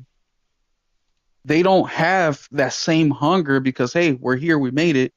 So now they take all these shortcuts because they went over budget, and now hey, we gotta make billions instead of a couple million, and we'll settle Microsoft. We'll give in to the machine, which is not going to fix your problems. It will in the short term, but not in the long term. And I'll say this one last thing, and like I'll use Double Fine as well. Double Fine, while they were making Psychonauts 2, they did crowdfunding and they ended up getting almost $4 million. They got 3.8 million.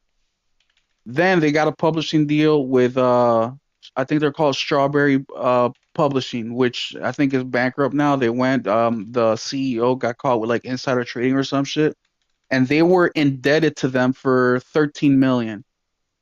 Microsoft, and once again because of undecisiveness, because of not being structured, they were in a tough situation financially. Microsoft came and acquired them in 2019, paid off the Strawberry Publishing, which was 13 million. And then they paid off another $1 million crowdfunding because the crowdfunding was investor generated, meaning that the people who put in a minimum of X amount of money would get returns based on the profitability of the game.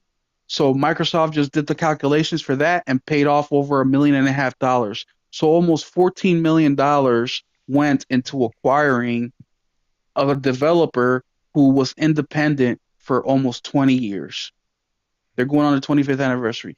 All because they couldn't manage themselves. And they were doing so well by themselves creating these indie games. But hey, they screwed it up because of poor leadership. That's all I'll say, Thirsty. so Fig, that's what it was. Thank you, Josh. Josh is the freaking beast. He, he he knows is. about that. He absolutely is. Okay, so here we go. JP Loco with the Australian 5 said the difference between PS4 and PS5 is less than 5 million units. Had COVID and the chip shortages not happened, PS5 sales would be closer to 70 to 75 million. JP Loco, I absolutely agree with you. And Facts. also, I think that is the shortest comment I have ever seen you leave. Like, when I see that you've commented on one of these after the fact, I always have to wait until I have like a break. Like I'm either waiting for a system to run for a certain amount of time so I can check the refrigerant charge or whatnot because I know it's going to be a long message filled with a lot of stuff. Um, but I always appreciate it, man. Thrifty, look at what Wara said about the journalist. Yes. Okay. So let me get to this. Let me get to Cosmic. Cosmic Hero member for 2 months. Another red badge. I'm so happy to see those. Uh, guys, we're only a few short months away from y'all forcing me to make new badges and choose new colors because What are the red badges for? What's that?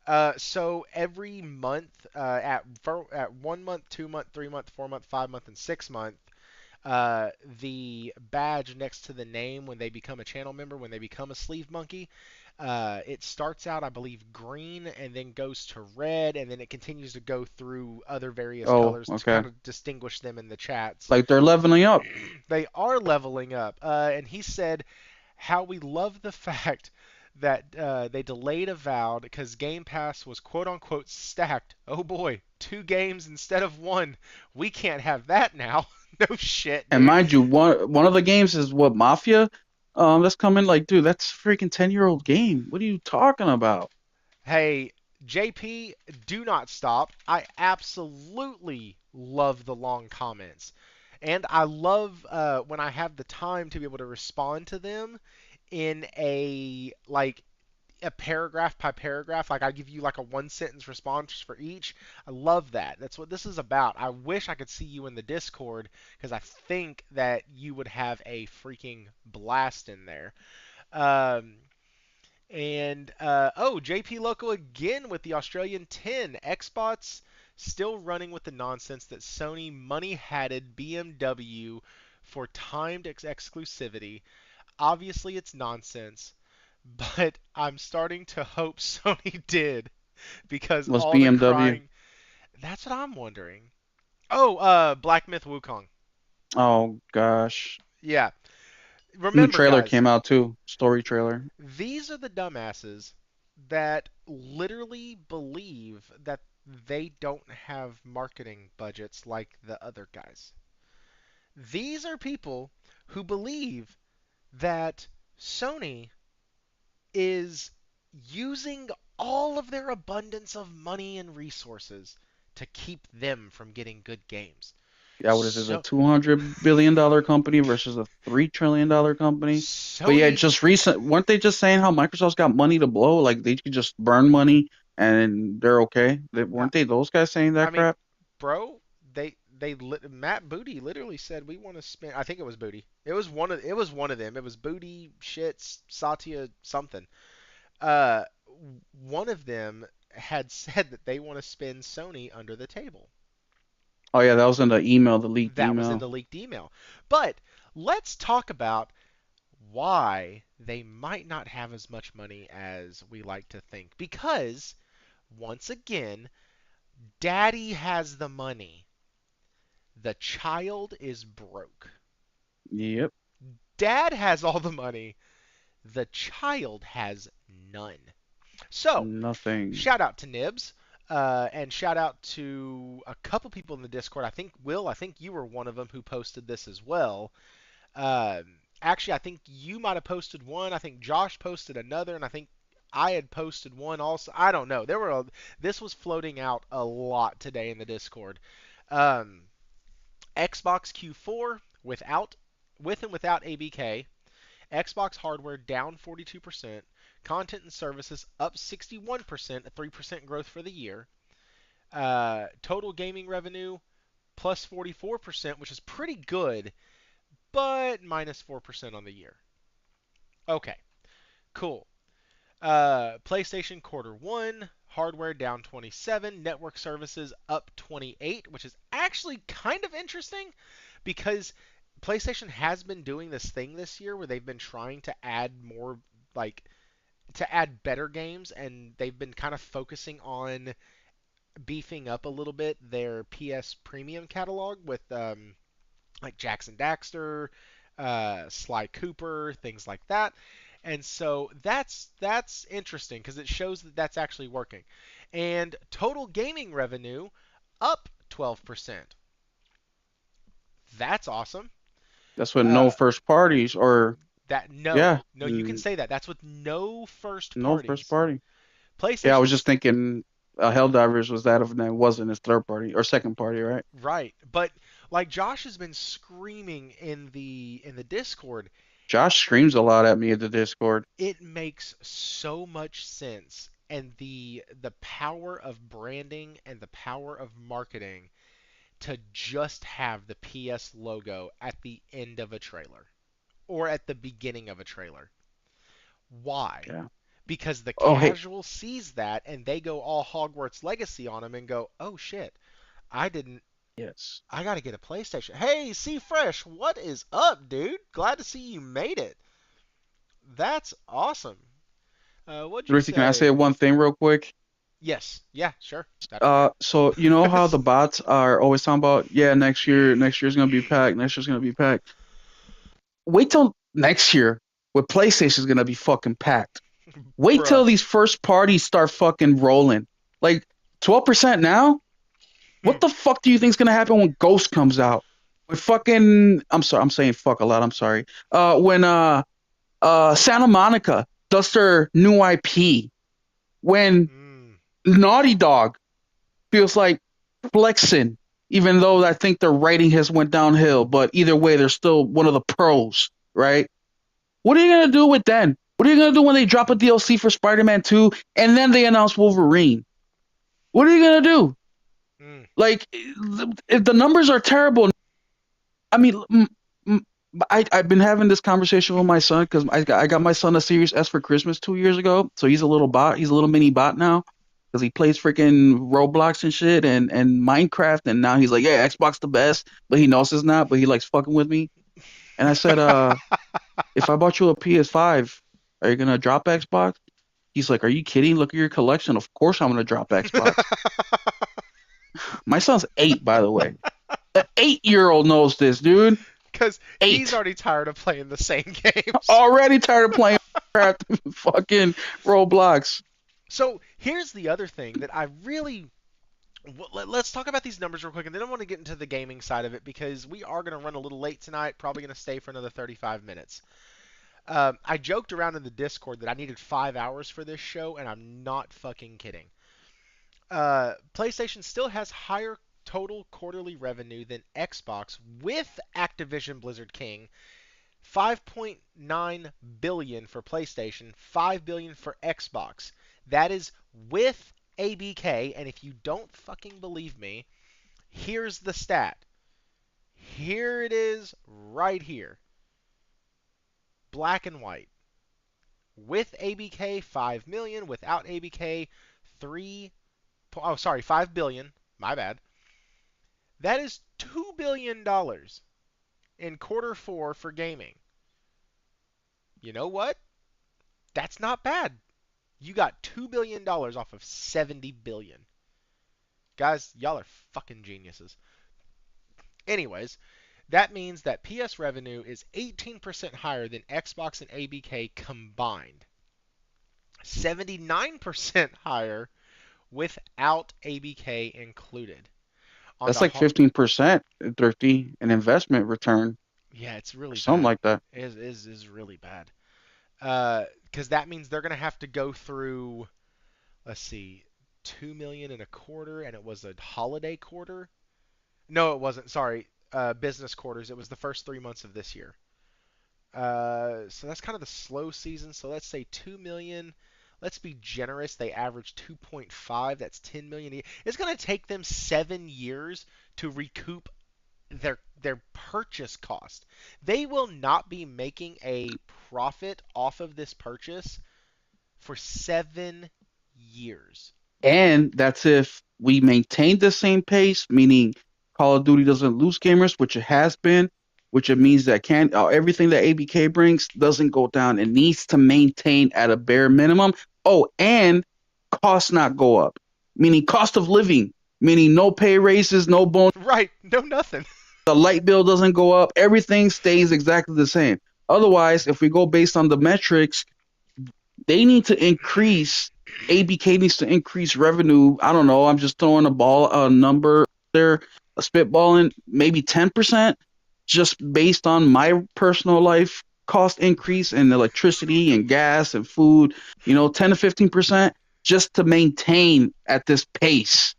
So they have to be making more money every single year just to maintain this 2 million a year profit, which they're not going to because if market's going up one way, and on an average year, without it being extremes like we have been dealing with for the last couple of years, we're talking 3 to 5% increase just in the money alone, meaning the value of the dollar is something like that, like 2, 3, 4, 5%, somewhere in there.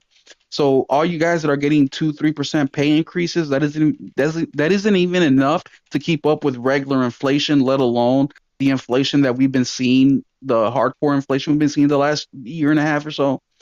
So just with regular inflation, this number is going to bottom out. So 7 years is a very, very, very optimistic number there. Yeah, I mean, I was just going based off of just math alone, but you are absolutely right. If even if nothing, and that's why Nelson in the chat said ABK is negative 920 million operating profit since purchase, and that's kind of what we're alluding to. They're not making the money that they should be making right now, and well, can't say we didn't warn people. Hey guys, look at what Xbox does to studios. Look at what they do to developers. No, that's not going to happen. It's Call of Duty. It's amazing. Well, no, guys, look what Xbox does to them. It's not going to be good for gaming if they do this. It's really not. It's absolutely not. Yes, Warawana, thank you for the shout out on that again. Guys, JP Loco, join the Discord. J1, join the Discord. Y'all would have a blast. As much as y'all are engaging in the chat here, think of that but 24/7. Facts. Literally 24/7. Because we got guys from Australia. They go from the time we go to bed to the time we wake up, and then they're back up and running around 3, 4, 5 o'clock Eastern time when they do their morning routine. So it's literally 24/7. I You wake know, we need up to in get people from Asia, bro. That's what we need. Please, gamers from Asia, hop I in. I need a couple folks from Asia. That's right, because I have I have England. I have where's Tornado Screw from? He's from He's like Switzerland or Netherlands or something Yeah, like that. Netherlands, right? Something like that. We got Australia. I had some. I think I have somebody from Africa, or I did. Well, Hero is from Africa, but he lives in Australia That's now. what I thought. Okay, yeah, yeah. JP is from A. See, exactly. We need JP Loco in the Oh, there we chat. go. JP, Yes, we need you in there. because I love all perspectives, seeing what's big. Nick, I am a huge Dallas Cowboy fan. I cannot help Oh, myself. God. I know, I know. I mean, I It used to does. be a big Cowboy fan too, but I I stopped watching NFL. That's why I'm saying that. But Oh, I am a. He asked me who's my team. That's gonna be the guy who champions me into getting these damn football games this year. And I'm not yet, maybe. Cosmic Hero with the 4.99. ABK lost 1.4 billion dollars in 3 quarters with a B after getting bought by Microsoft. Maybe COD changes it, but I highly doubt it. I feel like ABK is the next ones. Yeah. yeah, me Oh, too. JP Loco, my bad. You're Australian, so sorry. My producer, when he did his background check on everybody here, he must have got some stuff. I'm just kidding. He doesn't do that shit. Outsider Gaming Night. I can harass JP Loco. Yeah, I mean, all of y'all, guys, that's just what we do. And it's free to join the Discord.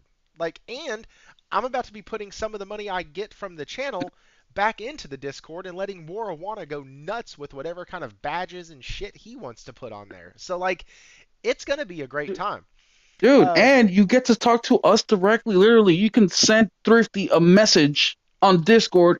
And you talk to him and me, producer Josh, Wara, who's like the soul's freaking knowledgeable on everything. Like questions about gaming. Like forget the PlayStation help. The Discord's where it's at. forget the. That's actually true. Like, okay, so born and raised in Victoria, Australia. Oh, that's really cool. God, y'all spiders scare the shit out of me. Okay. On the hardware side, Xbox hardware declined for a third Q4 in a row, while PlayStation's declined versus the previous year plus 38% in the same quarter. Which, by the way, let's let's let's understand this. I don't know if any of y'all have been in business. You can't break records every single year. Oh, Eventually, you're gonna plateau. When I was a service writer at the dealerships, we broke records one year. Broke every record. Every month was a record. Everybody was making money. We were all happy. Everything was going great. And then some practices got changed because of corporate. Some things happened. They came down, and what we always called they pissed in everybody's head, and they made it miserable. And guess what? Sales plateaued. Then they dropped. Then people were getting fired. Then technicians were quitting. Then we'd hire some that would come in and we'd promise them the world, and the world never showed up. And then advisors left. Everybody was leaving. The whole thing imploded. And it's and then they did the whole thing of, well, hey, let's raise the labor rate. Let's raise the labor rate to make sure that everybody uh, that anybody who comes through the door, we can make more money off of them since we don't have as many people coming through the door. Instead of, hey, let's go back to what we used to do, where we took care of our clients and didn't care about all the corporate BS, and y'all didn't send us memos every day with HR requests and all this other bullshit, and let us just do our job. Like, if you have to hold my hand through the whole process, I'm no longer working in this role. I am nothing more than, hey, would you like fries with that? Like, and we see the quality of that you get from those places, at least here in the states, because nobody cares. And that's what happens when you join Xbox. You get handheld and you get told this is what you have to do, whether you want to do it or not. Look at Redfall. I'm not pulling this shit out of my ass. Then you do exactly what they tell you to do, and they shut down your studio. Tango Hmm. Gameworks. I cannot tell you how many times I was in the manager's office with the fixed ops director going, y'all have to change stuff. We keep losing people. Some of us keep staying because we want it to go back to the way it was. And it never did, so I finally had to just leave. And that's what these people are doing. The devs are even going, hey, we're out. We're bouncing out of here. We're leaving. We're going to go form our own studio. We're going to go do our own thing. We don't want to be a part of this crap anymore. Y'all suck. We want creative freedom back. When I was oh crap, who was it? It was the guy who basically looked at Sony and said, "You know what? I don't want to make those type of games anymore. I don't want to make those games. I want to focus on smaller games, passion projects, and that's it." I can't remember his name, but it was, I think, the head of We Japan just talked Studios. about that. Yeah, Yeah, I think you're right. The head of no, it wasn't. It's one of those guys. I think it was the head of Japan Studio, and like, kudos to him. Shit, PlayStation's coming in saying, "Hey, we want a AAA big budget game from you. You have a beautiful mind. You're so good at creative. We want this." And he's like, "No, I, I I don't want to." And he said, and I'm sure PlayStation was like, "Well, that's what we need you to do." And he's like, "Well, I'll just go." And like he left. Cool, fine. Know who you are, know your worth, and get out when a company doesn't value you. And you know what's crazy about that, Thrifty? From all the little developer documentaries that I've been watching this last week or so, the one thing that caught my attention as well is every single acquisition. Not all of them, of course, but there was like three or four that I watched that also got acquired by Xbox one of the last 10 years. One of the things that Booty he will come in after a while. Some developers he will come in after 4 months, some 6 months, some 2 months, and he gave generally the same speech like. We want to give you guys freedom of creativity. Like, we're not going to be in here every day telling you what to do. Like, things are basically going to stay the same. Just some things will be different. And that speech was about the same. I would say about 60% of the time. The other 40 he switched up depending on who he was talking to. But the one thing he said to every single studio he went to was they're basically I forgot what it's called, but it's you cannot make games outside of work. Like everything basically belongs to Xbox. And every single time he said that, every single time there was a million questions. The developers weren't happy because like these people are creatives, man. This is their outlet. Yeah, they do this for work as well, but these people know what makes games cool. They know, and of course, you have a lot of the guys that, hey, this was a hit on Call of Duty, so we got to try to copy that same thing on our game. Or this leveling system is successful for all Ubisoft games, so now we got to try to implement it. You do have some of that, but the majority of these guys, they just want to create new shit, things that people haven't seen yet. And I get it coming from a team leader. So I'm like, okay, we want you to do it too. But at the same time, we have a budget and we have time constraints and we cannot spend all these resources on this creativeness. But at what point do you just say, you know what? Create, create, make your mess, let me clean it up. And I just thought that was very, very interesting, this non-compete thing, because nobody likes being told what to do, especially outside of work hours. And while Thrifty's talking about this, it reminded me of that speech because not only did he say this, but his tone, the tonality of his voice changed. It was more like, we're big dicks around here, so you better not fuck around. And it was very off putting. And these people are already, I don't want to say sensitive, but they're very liberal thinking in their work. And it hurts them a little bit more than maybe if my boss telling me or maybe your boss telling you about what you can and can't do. Sorry to cut you out there, Thrifty. Nah, you're good. So somebody in the chat had mentioned that one of the guys from Arcane is making a new game, and he was one of the ones who worked on Dishonored and Prey. And so I was just looking that up, and apparently they founded Wolf Eye Studios, and in 2022 released Weird West. I didn't know that was them. Okay. Oh, Oh, interesting. we're And a free game on the PS Plus monthly. yeah, I'll take it. Um, So we had some other things to talk about tonight, but I think this was good. This was a mix of kind of everything.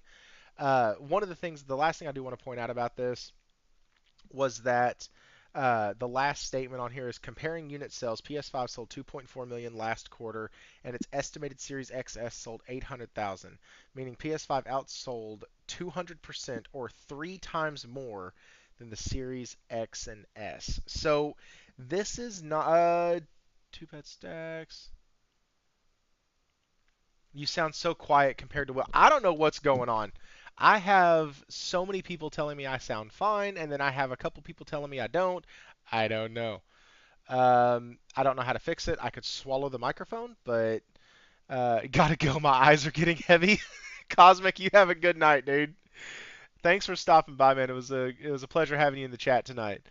Um, Agreed. That was me. Some good devs finding work. Push square. Oh, Warawana. This is why I chuckled while you were talking, Will. Warawana said someone called and said they wanted. Oh, no, no, no. Wait, that's not it. Where was it? Oh, here it is. Warawana said, "Where I work, I am definitely valued. They call me a diversity hire. I don't know what that means, but it makes me feel valued." That's funny. Yeah, I don't know if I'm a diversity hire, but I definitely check a box. That's Oh man, we were going to discuss a lot of stuff tonight. I wanted to talk about the Gameinformer thing because God bless, man. Actually, let's talk about that. That's how we'll end the show because actually, you know what? We're going to talk about one thing. I want to get Will riled up a bit. Um, Suicide Squad killed the Justice League. WB blames them for the quarterly miss. I saw this come across in the Discord, and then somebody mentioned it here in the chat earlier, and oh my god. WB blames Suicide Squad, kill the Justice League for quarterly miss. That is the biggest piece of corporate bullshit I've ever heard in my life. Hey guys, we're gonna we're gonna go ahead and blame them for a game that we created and we pushed out the door. And we told the studio to take a different direction and tell a different story and be new and creative and reimagined. Um, yeah, we did all of that, but you know what? It's the game's fault. That's one step away from blaming the gamer. That that is almost a backhanded way to blame the gamer. Suicide Squad didn't perform well. That's why we don't have any money right now. Um, huh. Let's see. How about if you make a game that's worth a damn? People You, might actually buy it. you know, I'm with WB on this one. What? I blame the developer as well. The Now, reason I blame the developer is because who the fuck in that company and leadership didn't have the balls to say, no, we're not making this? Who didn't have the smarts to come up with an alternative, logical, aggressive, smart argument of why we shouldn't make this game? That's why I blame WB or the developer for Suicide it was Squad Rocksteady. or Rocksteady. There you go, Rocksteady. Yes, You and knew you were out of your elements with this game. Look, they can't fire everybody. I they always can say that try. they can't fire it. They can try, but they can't fire everybody. And I don't know. I'm being a little what is officious? What's the word? Facetious. I'm being a little bit of an asshole, right? Of course, I don't That's want to so blame much them better. completely, but I do want to blame them a little bit because come on, guys, you've been making X games for basically forever, and now you're gonna jump into this shit. And look, I get it. Orders are orders, but at the same time, when you're doing your research on these characters, you know damn well Shark doesn't shoot guns. You know that. So come on, man. Even if you there's nothing you can do, hands were tied behind your back, you could have been creative enough to come with another way of having him and the shark involved without shooting a damn gun. But Yeah. you failed at that, and you went right along with it. So there's a difference of being told what to do, but WB didn't tell them how to do it because they're not developers. They don't know how to do it. They're using the developer's skills to get what they want done, but it's up to the creatives to come up with a creative way of doing it. So So, yes, I don't blame them. I don't blame them, but I do a little bit of blame. and here's the deal. When you so hey, here's the thing. When you say it that way, I go back to my previous statement that I made about Sony and they have these arms of the business. And so I if I'm going to give Sony that kind of leeway, then I do need to apply that like you just did to WB. WB is the overall company. Rocksteady is an arm of WB. And so just like Portkey Games is an arm of WB. Uh, and so yes, at some point the head of Warner Brothers is probably not to blame. He's probably not the one dealing daily with the interactions of the game studios. But there is some exec there that should get blamed. Mm-hmm. But you are absolutely right. The earnest for this one should fall on the studio. And I get that. I don't think it was like a Redfall situation where WB came in and said, hey, we need this game to be this. I believe that Rocksteady was like, hey, we need to make some money and we don't know what to do. And then somebody said, hey, we could make another Arkham title. And they threw him out the window and said, no, let's do Suicide Squad. You know, the most popular people in the comics that everybody knows and loves. Like where's Okay. Superman game? We've been waiting on a Superman game forever. Bro, And listen. Nick, there's a good chance that GTA 6 will suck, and I'll tell you why in a little bit. No, you can tell us now. Fuck it. We're off of WB. Fuck them. I want to know why you think they're gonna I suck. I that that don't know. Wait, you I didn't you say there. Bro, you piqued my Chance. interest. I want to know why you say there's a chance, and then I'll tell you why I think there's a chance Space Marine 2, the warning that was given to us last week, might actually be true. All Go right, ahead. deal. So the reason I'm saying that GTA 6 might suck is because a lot of these games that are getting released now started, especially GTA 6, that started a long, long time ago. And what else was happening a long, long time ago? The culture war, the DEI, the checkbox mafia. A lot of these things. I mean, think about it. Even a couple years ago, when rumors came out that it was going to be a female protagonist. And I know people weren't bitching because it was a female because we don't care. We actually love female characters, but because we know the baggage that that brings, right? That's why people were upset about that. Not because she's the actual woman. I actually prefer women a lot of the times as long as she's hot. They're usually drawn Um, better and have more care given to their features and Absolutely. details. And a lot of times they're agile in the games where the dudes are Yep. usually more like tanky. And they're fast. Um, Yeah, they're faster with they're combat too. faster, exactly, faster with combat, and I like that play style a lot better.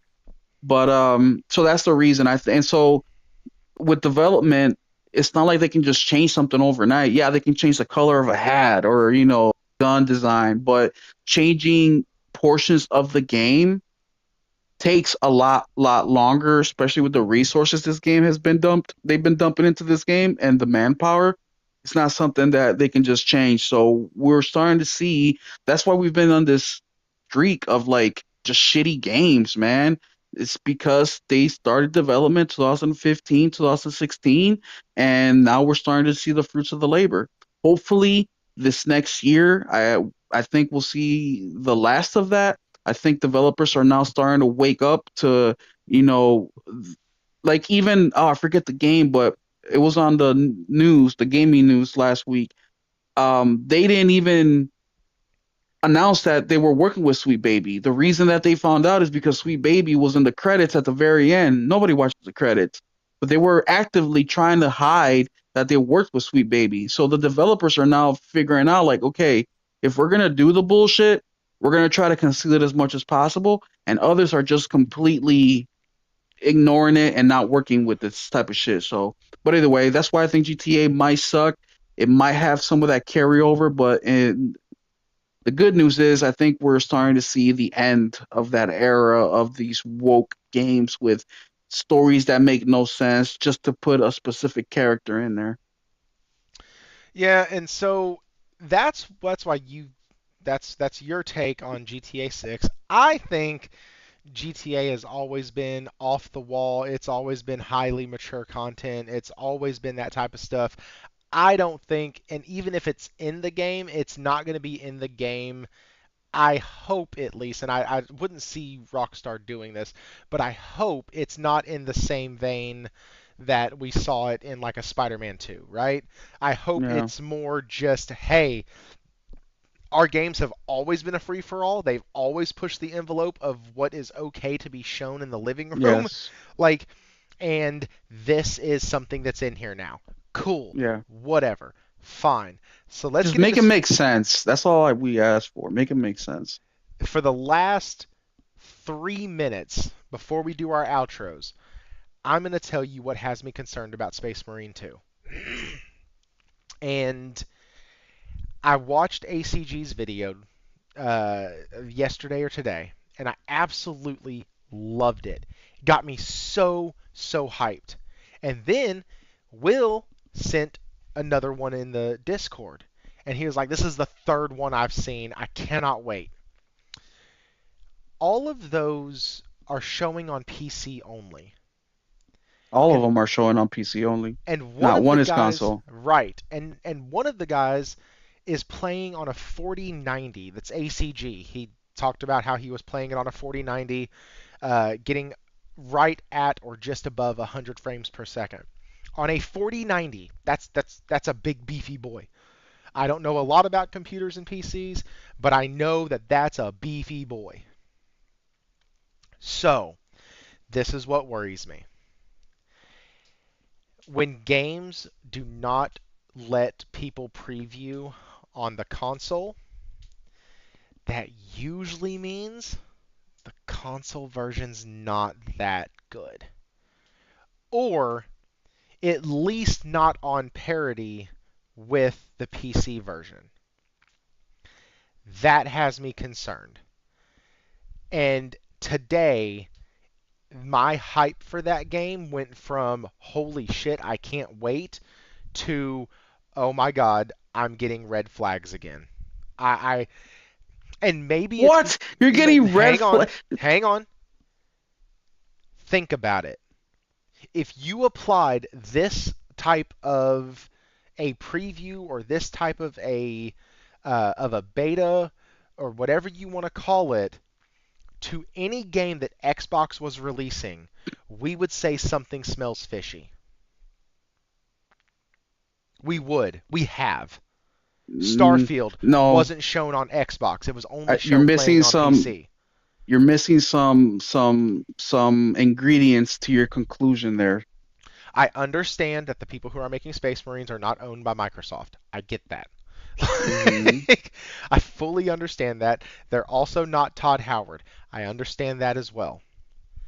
But I am telling you, when a game that's releasing on multi platforms only gives the preview codes to people who are playing on PC, there is a good chance that the console version is not is not nearly up to snuff. Call me crazy, call me whatever you want. That is my hot take for the night, is that I fully believe that the console version still needs quite a bit of work. So the reason I think that you're missing ingredients, and well, first off, a, about 50% of all games only get a PC review, if not more. So that isn't any, if you're going solely based off that, I say is misfounded because more than 50% of reviews are strictly PCs, and it's always been that way, unless it's a console, you know, a developer who is known for console games, and maybe they're doing a PC port or something like that, where that's not it's out of their ordinary. Then yeah, you'll get console and PC, but most of the time it's console. And a lot of the times, the other, I say 40% is 90% PC, 10% console. The other thing, if you guys have the expectation that this game is a AAA, polished to high heavens game, then that's on you. No, no, no, This is no. focused entertainment. No, I'm not talking No, about no, no, you in no. specific. I'm talking about people in general. No, no, no, no. I think the expectation for a game like this should only be, does it run smooth? that's, that's Well, the then that's only the question expectation. because I'll give you my red flags of the game. My red flags with the game is that the co-op isn't going to work day one. That's my biggest red flag. But even at that, I'm not concerned because I'm a single player gamer. Yeah, the co-op stuff is cool and I want to play with my friends and I'm planning on playing with my friends. I'm planning on playing with RPG, Nelson, Henry. Like, me and Henry are going to get into, damn, what's that other game he just bought? We're going to play on that this weekend. But that's actually my biggest concern is the online stuff doesn't work. But the the developer, I forget the name of them. They did World War Z. They're using the same technology for the zombies, for the monsters in Space Marine 2. So that's already ironed out. They're not doing anything different with that. And also the what was the other thing you said? PC. But anyway, as long as the game runs well, that's all I really care about. And also, I've been following this game for a couple years now. I think it was Skill Up. He got a preview of a preview last year, and he was impressed with the game, the way it ran and everything. Once again, it was on PC, but he was impressed with it, and which got me more excited because he just came back. And by the way, I'm not like a Shill Up fan or anything. But he came back because he's one of the few that got a preview last year. and he came back and he said that the game outperformed his own expectations, meaning on what was going to be included and what was going to be in the game. This is going to be a beefy game, guys. It's going to have multiple game modes. You have online, it's going to be a big game. Yeah, there are some red flags. I agree with you, Thrifty. But like I told RPG today, literally on DM on X, I have bought way worse shit and been happier and been happy. I have bought some fucking like Jedi Survivor. Fuck, for a minute there, I had 3 legs in the first 2 hours of the game. 3 legs. Yes, did that disappoint me a little bit? Absolutely. But it didn't stop me from wanting to play, and I did play, and I finished the game, and I enjoyed it, and I love it. I wish that the performance was what it should have been, and it should have been coming from a AAA developer like that. But either way, so that's why I think that I'm not saying your red flags aren't valid. They absolutely are, but I don't think it's that I'm just, bad. bro. And I'm not saying The this last because three I'm a years has space made my marine too. ass. The last 3 years has made my ass gun shy. Um, And if mind you, a, Focus Entertainment has been feeding us in the last this whole oh generation sure, sure, sure. way more than any other publisher out there. Way more. Yes, I agree. And Warawana said if ACG got a choice, wouldn't he pick the PC code though? Yes, he Absolutely. would, but there is not a choice right now. They are not But like I get. said, They that don't choice have is not. a PS5 preview or an Xbox preview. They don't. It's only PC. Well, Xbox, fuck. But once again, I would put more stock in that only if the reviews haven't always been that way. Reviews have always been that way, with more than the majority has always been PC. Even if you look at Metacritic, 80%, 70% of the reviews are PC. It's just always been that way. So that's why I don't put too much stock that there's only PC, is because they're not the first to do it, and it's more of a common thing. Like, yeah, we know that it's going to be on PC most of the time. So when I look at reviews, when I hear that they reviewed it for PlayStation or Xbox or shit, even Nintendo, I'm like, "Oh, wow. This is new." I'm not saying it's this rare, but this it's like, is "Oh, new. wow, okay, it's not a review on PC." Okay. And I'm more invested in it.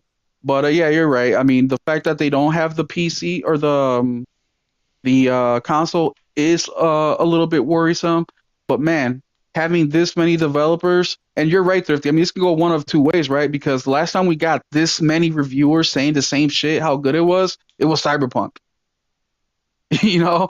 that's not a good thing, bro. Because even for God of War, we still had some guys saying, "Oh, the story's kind of sucks, and I don't want to play as Atreus." Like not everybody was a consensus of, this game is the best game ever. Everybody, the consensus was good, right? Like the game is good and it's even great, but everybody is really talking up Space Marine 2, so that also has me a little concerned. Is like, okay, it's. But we'll see, because man. we've been Look, I pre-ordered because in we've been February. burned. Like We bid. But look, like I said, if Space Marine can run, and I know this is gonna make some of you guys cringe, but as long as it runs, even if it's 30 frames, I'm gonna be happy because I'm not a frame guy. Now, if it's real stuttery, yeah, I'm gonna be pissed off. But if it's just your normal like PS4 30 frames, I'm fine with that as long as it runs, man. I just want and the what attracts me to Space Marine, honestly, because it reminds me of like the PS3, Xbox 360 days, man, where it's just a dude with his guns, being all badass, with his emperor, with the religious heretics. There isn't room for woke shit. They have fiery squad, in the reviews and the gameplay. Like I just want a classic, what the journalists nowadays call, which is a bad word, but the bro games. That's exactly what it yes. reminds me of, and that's what's attractive to me. Well, and The gameplay looks cool and everything else. that's why I liked Outriders so much, and that's what I was gonna say. If Space Marines 2 launches better than Outriders, I'll be fine. Like if Well, it I'll let you know, bro. well, I'm probably gonna end. Does that I'm in there. do? I'm in there When like does it come out swimwear. again? September 3rd? No, September 9th. that's Astrobot September 3rd. Yeah. Uh, September 9th, bro. I'm taking the day off. I was talking to RPG about this. I'm like, I might just take the day off for just this take the game. day off. Just Will's gonna be streaming. Will 777JP on YouTube, by the way. Um, he'll be streaming. I bet that whole day, like Space Marine Probably. 2. Just come on over. Let's have a Probably. blast. But like, all right, guys. Uh, I am going Wait, to. there's a super chat in here somewhere, dude. Did you catch I that? did. Yeah, it was from From Wara. more wanna? Yeah, yeah, Okay, good. yeah. I got that. Okay, so guys, that is going to be the show. We went a little over. I could well, if I didn't have work tomorrow, I would stay up till 2 a.m. and we would circle back to some of these other topics because there's a lot. There Thrifty, is the show doesn't have to end. Hop on over to Discord, guys. facts We'll continue because the conversation there. because my ass will lay in bed for the next 30 minutes typing back and forth with y'all Yeah. anyways. And we got the Australian guys. They'll stay up till like 7 in the morning our time anyway, so Heck yeah. Guys, there's many ways you can support the channel. You can hit the like button, you can subscribe, you can share it out, you can hit the join button, you can become a sleeve monkey, gives you access to a few super chat, or I'm sorry, a few emojis, shout outs, things like that. But you do not need any of that. Actually, let me rephrase that. I do ask that you subscribe to the channel if you're going to join the Discord. If you like the community enough to join the Discord, you should be subscribed to the channel. Like, that's just like facts. I've talked to Wara about that before, and I don't want to put a hard lock on it of you have to 100% be subscribed. But at the same time, if you like us enough to come hang out with us and chat with us throughout the week, then you can do the very simple and free thing of just subscribing to the channel. It's not hard. Um, anyways, guys, with that, Will, where can they find you, man? You can find me at Will777JP on X and also on YouTube. Absolutely. Good mail call videos. He'll randomly hop on with a like just a thought about a topic and go to town. He did one on Ubisoft recently with Valhalla, and he did another one, I believe. Yeah, Hang it's like on. 2 days ago with the backlog stuff, Yeah, with the backlog stuff. That's right. I was like, I know you've which I released a blame video the since gamer. then. Yeah, it's our fault. It's our fault Yeah, that we have so many good games that we don't want to play your shit. It's God bless. basically, that's what it comes down. Zero Steel, you can check it on the Discord. Absolutely. I don't even know, is Zero Steel in the Discord? I don't know if he is or not. I know Nick is. Nick, you had asked about what game it was and playing together and stuff like that. Hit him up in the Discord. They will absolutely play. Once I get finished with a couple of my single player games that I'm working through, I will be because my deadline is Space Marines. So I have 3 weeks to finish Final Fantasy VII Rebirth, Stellar Blade, and Jedi Survivor. And so I have a lot of gaming that I have to get done. And uh, I'm actually I'm overloaded on gaming right now. I need it's not a job, trust me, I know that. But when you love doing something and you haven't been able to do it, and like you have a backlog that actually is piling up, it can be daunting. Get a move on. No shit. Thanks, Josh. All right, guys. Y'all can find me on Twitter at thriftypsgr. Find me on the PlayStation, thriftyps_gr, because PlayStation doesn't like all of it together as one. It's like a slur or something. I don't know. It kept getting red flagged, and nobody else has that on PlayStation. But anyways, I'm still salty about that from like 2 years ago, 3 years ago. Um, yeah, guys, that's the show. Thank y'all for stopping by. Hit all the buttons on the way out. Y'all have a wonderful night. And just know that two of the games that we are most excited about are not $70 games.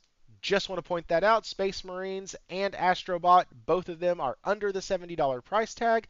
So go ahead and check those out. Shit, it was for me. It was more than that for me. Well, I'm sure you got the big fancy. I did. I I got the gold bet you edition did. from Best Buy. I'm fucking excited, bro. Ready I, to go. I can't wait to see that opening. That's gonna be so cool. Just seeing all those little trinkets and shit, and then I'm gonna be like, man, I should have bought that. But guys, y'all have a good night, and as always.